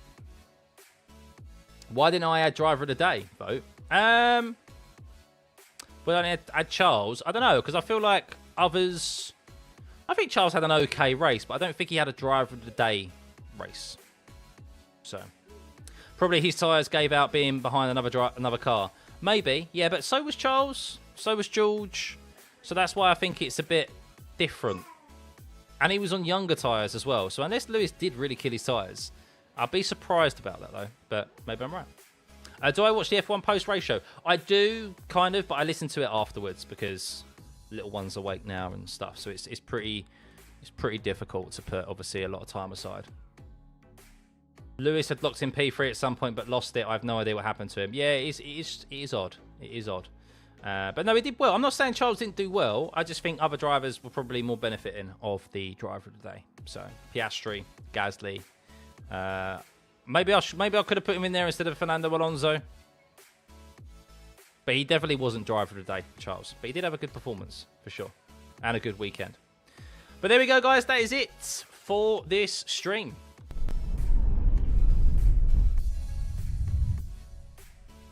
A big thank you to everyone who has tuned in. We continue to grow.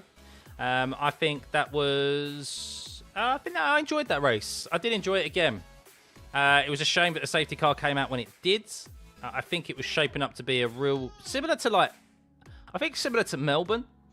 The safety car kind of ruined it to some extent. Of course, Antonelli, a well-deserving winner. Brilliant performance out up front. But I still would have liked to have seen what he would have done if Piastri was out up front. Probably still would have got him, but it would have been a lot more interesting, wouldn't it? So, yeah. But McLaren definitely made gains here this weekend. We head into this 4-week break now. 5-week, technically. It's going to be 4 weeks and 5 days, I think it is, until we see a competitive session. Because in that 5th week, of course, is when we had the Miami Grand Prix. Sprint race weekends, so only one practice session. They're going to have, these teams are going to have 4 weeks off, 5 weeks off, and then go straight into 1 hour of practice. That's it, before they're then qualifying for the sprint race. So that's going to be interesting. Fred Vasseur says the championship is going to be very different when it comes to Miami. What does he know that we don't? We'll, of course, probably get updated throughout the break. But yeah, I think the season is shaping up well. Qualifying still has its issues, of course, and undoubtedly it is a difficult watch. But the racing is better, and a lot better than it has been for quite some time. And if you're still claiming it's artificial, yes, but F1 has always been artificial. We've always had overtaking modes. We've always had new regulations. I'd much rather see more overtaking like we're seeing now than no overtaking at all, which we saw in kind of the last 3 years. We only saw overtaking in the ground effect era in the first year. And then after that, it was pretty dire. So, yeah. But I enjoyed it overall. I'm enjoying commentating for you all as always. Hit that like and subscribe button one last time. And I will go live. I've got my driver ratings video coming out later on today. And I will go live in the coming weeks multiple times to discuss everything that's been going on with F1. Probably like some roundup live streams. And maybe a couple of videos sprinkled in here and there. But as I said, probably more on the live stream side of things. So make sure you have those notifications turned on. And you will always be reminded via YouTube of half an hour before I go live, or if a video is posted. And if you want an even more immediate notification, you can join the Discord, which is in the link in the description below, as I have alerts that go out via the Discord of when I post something on YouTube. So yeah, have a lovely rest of your Sunday, guys. It's been brilliant. The last race, at least until November, that is very early in the morning for me, and an ungodly hour. There'll be a much more reasonable time of the day. And yeah, we will see you not in 4 weeks' time, a lot earlier than that, to discuss the goings on in F1 in this spring break. So yeah, thank you as always. Have a lovely Sunday, and we'll see you then. Bye.